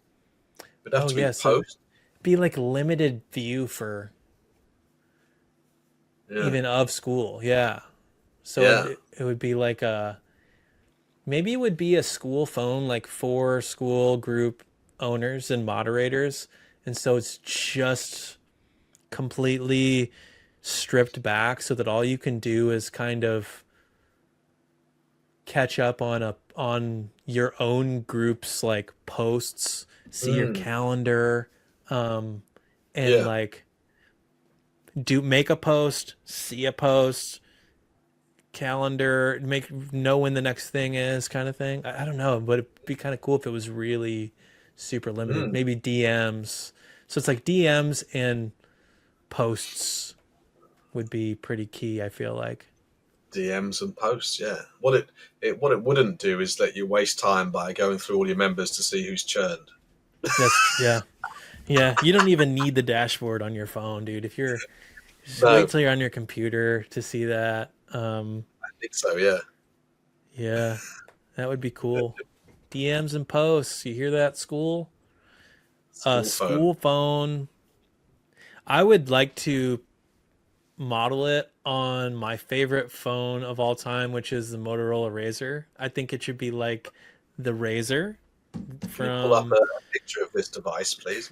2009, I believe. Oh man, nothing has ever beat the Razr to my knowledge. I actually recently went down a rabbit hole where I was trying to figure out like can this phone be used today if I were to buy one? And Oh,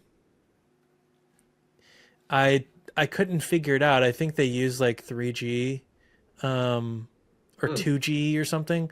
But man, they were Dude. such a vibe. Really Oh wow. really flat. Like this Yeah. just flat and sleek when they came out. Those pink lines, those lines are interesting, aren't they? They're kind of waves, like waves Yeah. emanate from the that middle button. Oh, have they all got like a screen on the top? That's cool. I think they I think they do. There's also there was one that was like the Crazer. Was it called the Crazer? Yeah, there it is. It's The like the razor. Crazer. Yeah, this one wasn't as cool. Yeah, this one was I think a newer generation. So original Motorola Razor. Yeah. I remember when these came out, I was in high school. It was like the coolest thing that I ever saw. I think it's just it hit the right feel for me at the time. My friend had one. I was stuck with one of those like old Nokia brick phones. I had this at the time. Oh yeah, yeah, And the Nokia 3310. Yeah. And I had like skinned this out at my local mall. They sold like all these different shells, and I had like a really cool shell on mine that I was proud of. And then my friend walks in. He's like, "Look at my razor," and I just felt like a fool. I was like, "Oh my god, I'm living in the dark ages." He had a silver one, and I just couldn't believe the feel of it. Tactically, it just unlocked like a just my brain just went off. there's something a bit Terminatory about it. There's a hint of Terminator, isn't it? Yeah, it's the best the whenever you're holding it. I remember the feel of that little like part where your mouth goes on, the Mm. indented like concaved pad, and then this blop, this little grippy blop thing that rested on your chin. It was just it felt really good to hold. Mm. It was like this, it was like the definition of doing this to me was like the Motorola Razor, just like, Yeah, and now they're flat. It's like now it doesn't quite feel right. It doesn't hug the face yeah. shape anymore. We kind of lost it Why don't you still have a razor for your secondary phone? because I couldn't figure it out. I was looking into it, and I ended up getting the Cat because it's a flip phone, Mm. and it was really really rugged, and I wanted to be able to beat it up, and it had like Yeah. 4G. I think when I was looking into it, my issue was like I couldn't figure out how to get the network to actually function because it was like 2G. I think that they deprecated 2G. Um, yeah, maybe we could figure this Uh, out on the fly right now. Can I yeah. Let's activate my old Razor Flip? Um, let's reactivate it right now. It's cool. Let's bring it back from the grave. there's got to be a way. It's I, it's a terrible thought, isn't it? That yeah, a cool device like that just kind of stops working. yeah. But How to then again, I still transform. haven't quite recovered from like iPad apps from years ago, kind of stopping working. You know. Yeah, it's kind of crazy. There is a big little underground of people that are just reactivating these old things. And they're like, this is what you got to do. First, you got to jailbreak it. We built software for this. It just replicates all the old program, but it's actually a new program. You add this little antenna, you take it's just like people have figured everything out now. And Yeah, so yeah. I feel like somebody has to have figured this out because so brand new V3 Razer cell phone, GSM unlocked. But the question is, Look, what is the you're looking on eBay. network? Yeah. Yeah, what is the network? What is the network? Skynet. No. Okay, this is what I think. I remember reading this. So somebody said, oh, "Come on, get out of here. Get out of here. I don't want to I don't want to." Somebody said, "Will an old Motorola still Yeah, will it still work on Verizon?" Short answer is no. Oh, Will not working at the end of the year. Verizon shuts down its CDMA network. So So we gotta fix that. How to activate a CDMA network phone. Yeah, that's what we have to figure out. To start the petition to Verizon immediately. What is going on with Reddit? Is Reddit down? It's the second time I've clicked on a Reddit thing and gotten a server error today. Oh, Get a new number. This feels like we could figure this out. We could both get razors yeah. and we could be blood brothers. Yeah, you know what? They'll call us, the Razor Twins. That's what they'll call us. The Razor Twins. The Razor Boys. Yeah. Actually, one of my favourite metal bands is called Razor. Oh, really? I'll spell it in the same way. That is kind of a sign, Jason. Sometimes the world brings us signs. I think it does. I think that it might does. be a sign. I do need to get a phone like this. I wonder. Yeah, I'm going to have to do my own research, UK side, to see if UK side, Motorola Razor will actually work in the UK. You will have real shitty coverage, and eventually it will just stop working. I think that's Oh, great. the risk is that it's going to be terrible, and then it will just eventually not work at all. And I guess Cool. if you're willing to work around those potential risks, Oh, then yeah, you're they good. sound totally worthwhile. Most likely will not work soon, and if it does, it'll be absolutely shit. So enjoy. Great. Yeah, The top notch.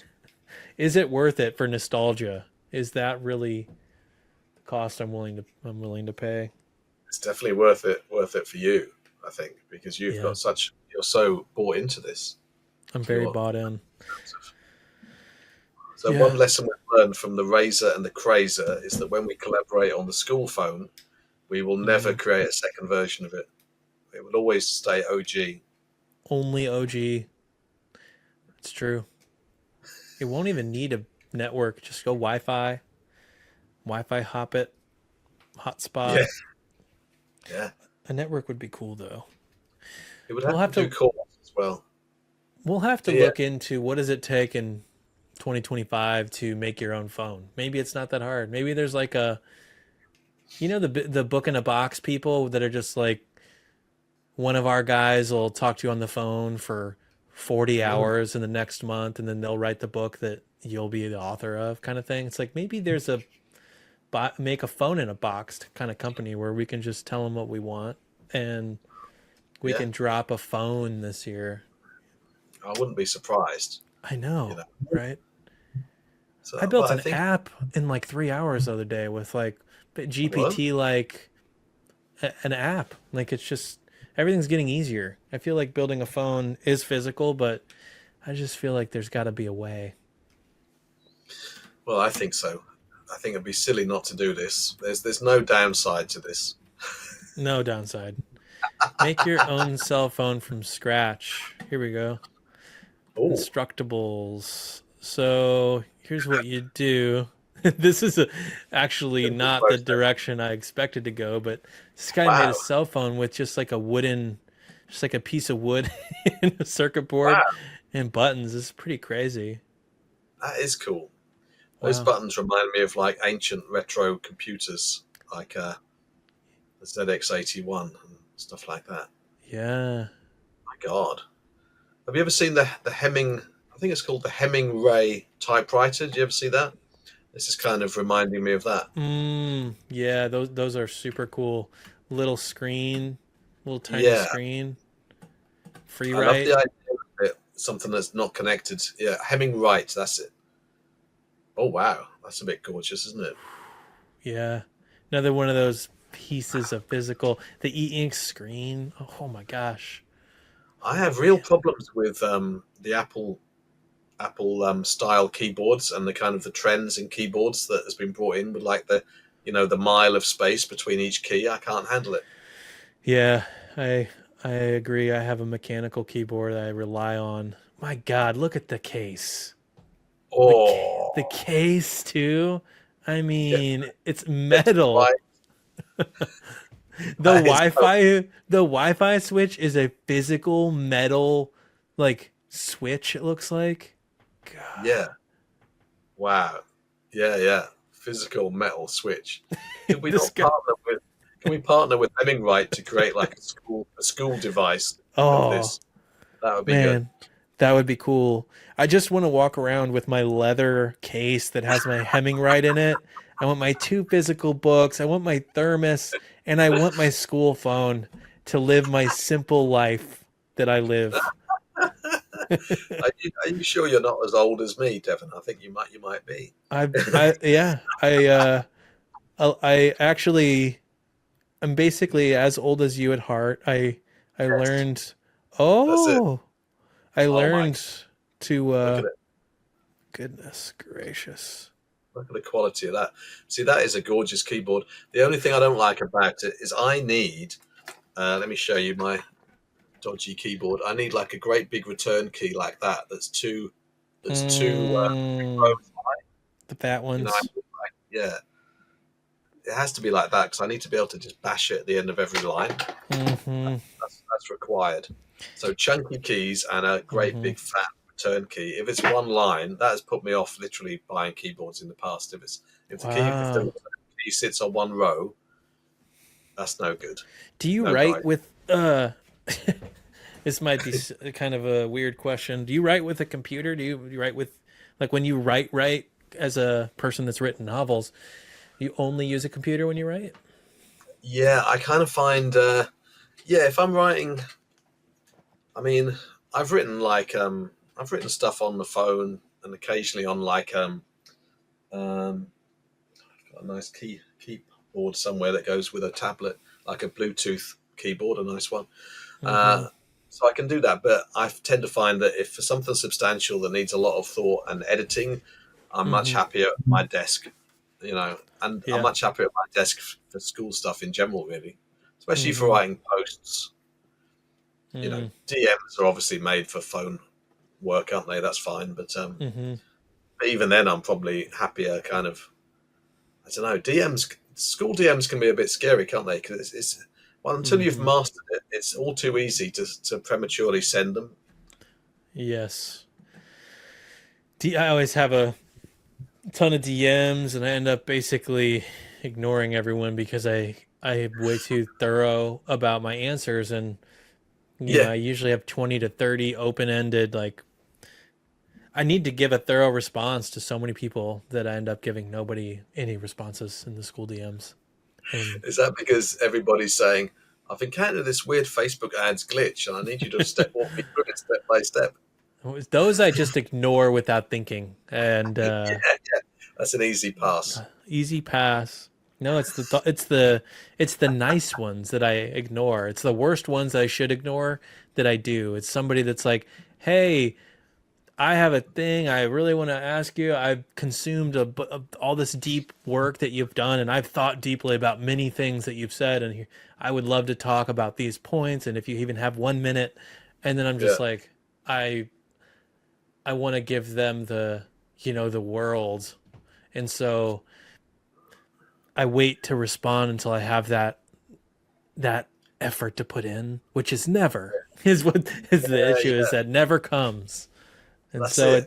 it just ends up being I ignore them. And it's the worst way of, I heard somebody recently say what they did with these situations. And I remember thinking to myself, I have to do this. And then I totally forgot that that's the way I need to do it. But what they do is they say something like, they have a way of saying, like, I wish I could write you a really long thing right now because I love what you're saying, but I don't have time, and they just and they just move on so that they can like close the loop without engaging completely. And I need to learn how Yeah, to do that this year. 2025 goal, setting it right it's now. really, yeah. I've kind of done that sort of thing. It's really tricky, isn't it? Yeah, it's generally not a good idea for us to wait for the perfect time to write the perfect, reply that we want to do. And I have Hmm. things that want me a bit like someone. What was it? Yeah, with that novel we were talking about. Someone once wrote to me to say that reading that novel had helped like this couple through a tsunami that they experienced on some island or other, Mm. and it's kind of they were just this. It was so mind blowing to me to think that that had helped them. And they kind of wrote to me to tell me about this, and I never quite, I waited for the perfect time to kind of, sum up what I was feeling about that and say how grateful I was that they told me about this, and I'm so glad. And I need to go back through. I still haven't applied. This was years ago. We should have a we should just have a jam session for these, Jason, where we just get on together and we Go work it. open our DMs and I'll do one and you do one and we just clear our Oh, DMs together. That could I be like fun. that. It's a That's really really good good. idea. Cuz I mean, it could be something that many people on school do because most of us probably are behind and have thoughtful DMs they need to send, but just need a Mm, fire to be lit under me somehow, that's probably a through good idea. accountability. Yeah. Co-working, I like that. Yeah, for Hmm. me, it's kind of people who applied to like my MailChimp newsletters that I was sending out as an author. That's mainly what it is. People who replies to newsletters, I find tend to slip between the cracks, or people Mm, who write to me through my website through the contact form. Kind hmm. of, I'm terrible at getting back to them. Yeah, we need to Hmm. fight this. We This is need going to to be our fight this. Let's fight this. This will be our 2025 crusade. No Hmm. communication goes unanswered. That's right. The problem with the email thing too is like we started to think about how to optimize like our email sendability and stuff. And so we like literally started to encourage people to like respond to emails. And as soon as we started getting responses, I was like, man, we should have done this. Now we got to answer all Oh, these emails. All these yeah. people, we're asking these people to start conversations and then we're just ghosting them. Is this really better for email for deliverability? It's like, should we be doing this optimization? Maybe maybe we shouldn't. There's Um, pros and cons to everything. By the yeah. way, your mailing list is great. Those emails are brilliant. All Joel, So man. Thank you. Joel crushes yeah, our email. I get in there sometimes, but it's pretty rare. Joel's kind of taken it as his it's like a it's almost like an extension of his brain day to day now. Just kind of mm, takes his observation or his thing and turns it into an email and I read them too. They're really good. yeah. I read them too. Yeah, I do. I read them. I'm like, man, that's a good one. I It's how don't I blame you. learn what we're. It's sometimes how I learn what's going on in the ads lab. It's like see the Joel email because I'll be taking a Yeah. break from school. I'll be like, oh, this is what's going on inside of the school today. Um, So it kind of acts as an internal memo and a marketing thing as yeah, well. sometimes it does for sure because Joel definitely works harder than me. He's like, I mean, he's like 20 without kids, and so he'll put in 5 times the amount of work that I will in on the school group in a given week. And so I do read them to be more in tune because sometimes I have time to do that and not get in there and get a full vibe check.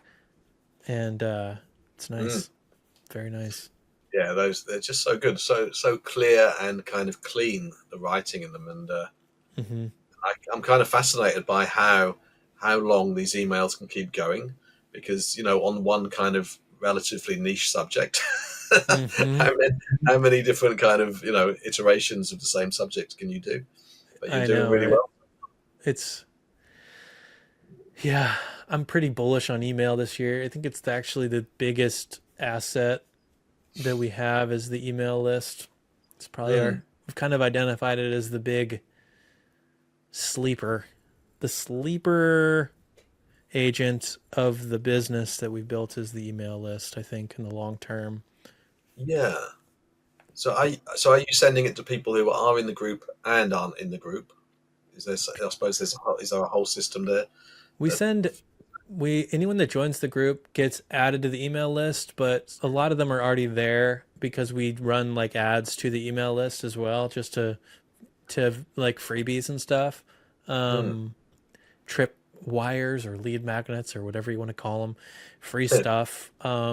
We create these items, and we need to do a better job with this. We're kind of reworking this. We've really only created one lead magnet so far, but our goal is basically like have a new lead magnet every month in 2025. And so mm, new ad campaign around a new thing that somebody might want to get on the list and then they discover that Joel is a savant writer, and then they discover that they need to be in the ads lab. Then that's the journey. And we recently, when we were changing our annual price, um, we decided to change our annual price from $3.99 to $8.99 because it was super Yes. low, and email brought in half of the upgraded prices, and school group announcement brought in the other half. And so it's pretty sweet. There were a lot of people just in email that weren't even a part of the ads lab that they signed up for the ads lab when we upped our price, because we were like, we're upping the price of annual. And Yeah. yeah, so it's like a big tool for like when you're doing an offer change and you want to do something like that for sure.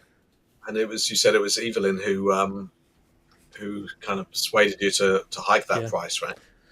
So I Yeah. remember you saying that it kind of initially you kind of had it low because possibly a bit of a similar kind of hill to climb to me in that people might think ads isn't like a you know something they need to learn for like years on end.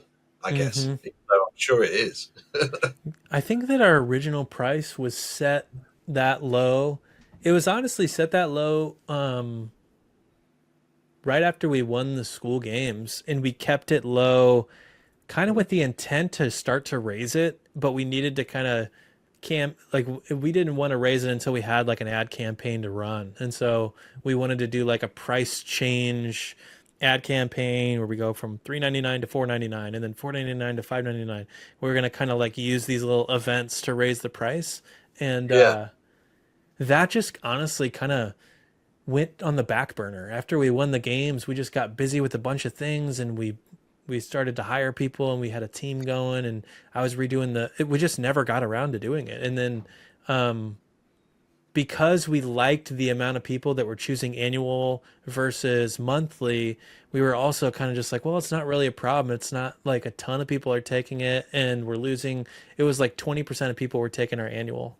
And yeah, at the end of the year though, we decided that we wanted to get that right for the current year's plan of marketing, and Evelyn compelled us to make a thing of changing the price and to change it once and to use the list and um, all that jazz. She kind of helped us.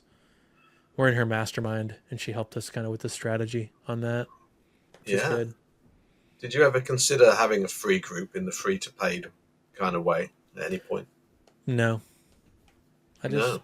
I never really wanted two groups, and um, I feel like for me, I like the SaaS model of Mm, like I want to get them to be a customer either in a free trial or right off the bat. Like that is the challenge I just want to take on, because I don't want to be working on free to paid ascension and managing two groups and sales team. yeah. Um, and I feel like for me, the email list has kind of served the purpose of the free group without the extra work of managing an additional community. Yeah. So that's kind of where we landed with it. It just felt like a Mm. fit for our skills and interests. Why'd And you do you land think, on your free and paid setup? yeah, why did I do that? You saying that is making me ask myself, why did I do that? I think Yeah. I think there are strengths to it. I like, when you have two groups and free members are only allowed to be in one of them, I think there's a kind of a forbidden fruit element that is quite kind of Mm, powerful. mm-hmm. People like to kind of unlock something, don't they? And Mm, especially when they're getting kind of easier, faster, more access mm, and help and all that good stuff. mm-hmm. Yeah, I think there is a case for saying that, yeah, an email list is a good free lever to be pulling, and also I guess I guess, do you think that the free trial, has also kind of weakened the argument for free and paid? Yeah. I also knew about the free trials coming out for quite some time before it came out, and I think it kept me from pulling the trigger. I heard that there was interest in a free trial the summer last year, and I was like, Well, good. I think there was a part of me that just felt like that would make a better version of the free and paid group. And so for me, it's like free trial and email lists feel both like better options to me Yeah. for our group and our kind of offer. And like we don't have a sales team or anything to ascend people. Um, we're pretty low pressure. I feel like it's just depends. I don't know. I guess for some people who aren't kind of, because obviously you've kind of built up, I guess, like an email list using ads, right? Yeah, So you've a lot of kind of ads. used your, yeah, so you've used that specialty. But I guess for a lot of school creators, we kind of don't have that knowledge to be able to do Mm-hmm. that. And so the free group is kind of acts as the mailing list. Then Mm-hmm. it's interesting, isn't it? Yeah, the Yeah. free group. What's funny is I actually have a free group, just like as it's kind of an experiment, but Oh, in a Devon. way, the Devon group, yeah, it's Yeah. just I don't know what else it is. I decided like it's the only thing I could call it. It's just that it's just me because it's just my interests. It's basically my email list, and it's kind of a community where I entertain my own interests really, and anyone that's attracted to the similar things will I need to stay. join. I need to You join know, this. I yeah, meant I'll to let, join the other day. I'll School.com definitely. slash Devon. Yeah, Of course. What else would it be? Yeah. that's right. Join group. 117 members. That's good. So Yeah, is this like a mood board of your interests? This thing I'm seeing here, and the yeah. It's like a mood board of what has started to become what this group is about. I would say is kind of what it currently is. It's yeah, it's aliens, spiritual yeah, stuff, tech stuff, family stuff, nature stuff. It's kind of yeah, yeah, it's a mood board I would say of me. I let you in, you can join. Um, awesome. but yeah, it's kind of interesting. It's like I almost wonder like if this would be the longest lasting group that I could make. Because that's like the one thing that like no matter what, like I'll just always post what's interesting to me here. Doesn't ever really have to follow a rubric. Like the mood board might change and different people would come and go depending on the chapter, but it's basically just an email list really, um, with a different wrapper, different like features.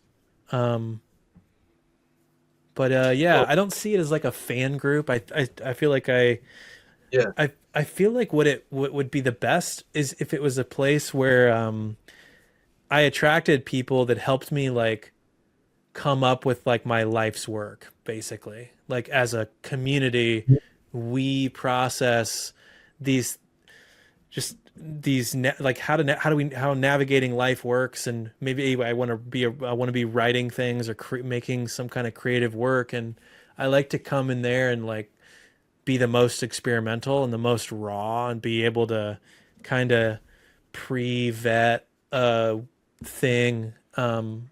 At one point, I just dropped like my raw notes on a YouTube video I watched, and I'm like, these were my raw notes, and I don't huh, even know what's going on in there to be honest, other than it is an experiment. I'm trying to see kind of when I do different things, like can I get is it benefiting me? Am I able to work out my thoughts better because of this? Like, is this?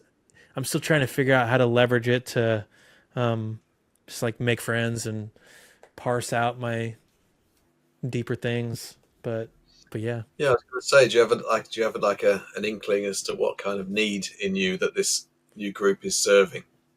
I don't know yet. Yeah, I honestly think that I'm in the phase of figuring it out, and Yeah. that's the phase that I'm in now. Is like I'm noticing what kind of things I am really interested in, and I try to use the group to get perspective and to think about the things I'm most interested in so I can develop more of a position, and especially when it's stuff like this parenting stuff, this like what do I do with Mm. the like the phone thing. It's like what do you guys do, cuz you guys Yeah. have the same interests as me, or you wouldn't be staying in this group. So, is anyone Mm. else? I don't know. It's a weird way to do stuff, but I'm still I'm still figuring it out. I had this thought that was like, I had one idea, which was like, what if I'm actually like building a what if I'm building like a code base or a second brain like Yeah. with the group? So what if I'm like actually like I get a GitHub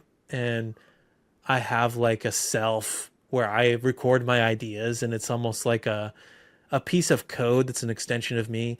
And what if the group that has a purpose of basically developing my code base very selfishly? Like, I mean, it's just this group is for me, and just like Yeah. what do I want to do? And I don't know. I'm in the early phases of figuring it out, but it's been fun to just. I also think that it's good to just have a group where the only person that makes rules is me. Yeah. Because I am collaborating in my other groups and I like the benefits of collaborating a lot. I think that I can output more and burn out less, help more people in the collaborative groups. It's like the ads lab, but like I think with just being me in the me group, it's slower, but I get to do whatever the fuck I want and it could be super weird and it doesn't matter and I like that about it.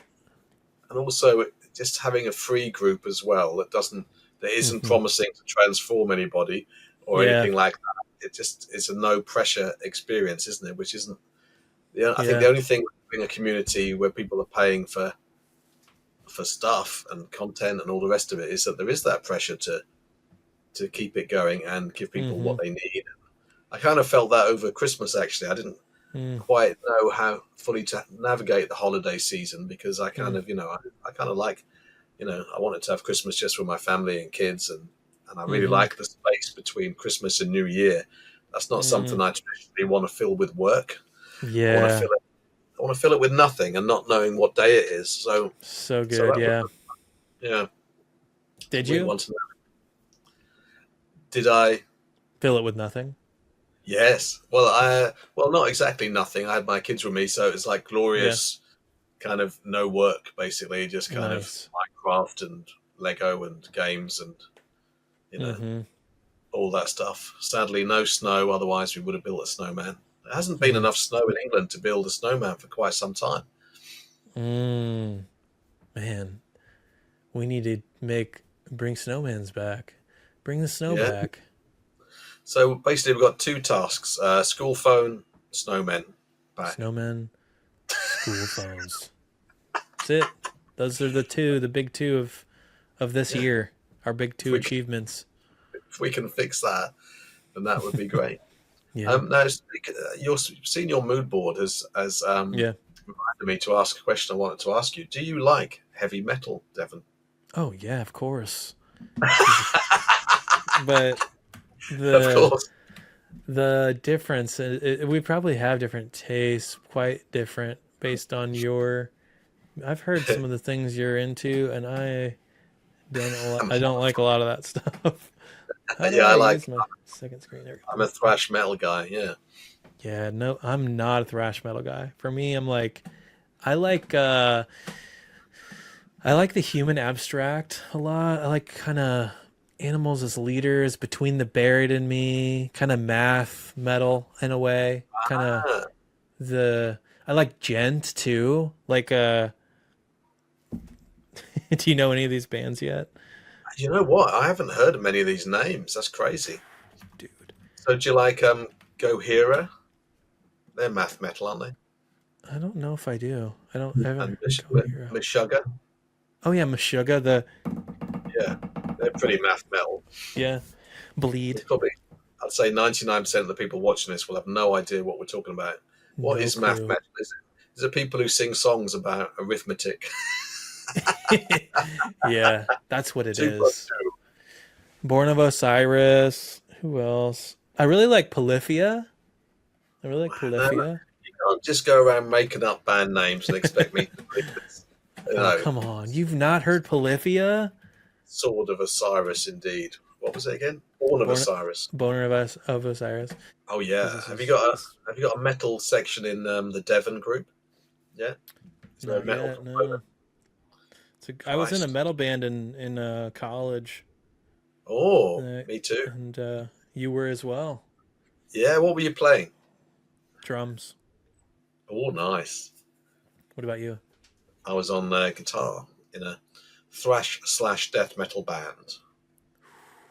And I still play guitar. I've done practice nearly enough, but I kind of can only really play in that kind of thrash metal style. Mm-hmm.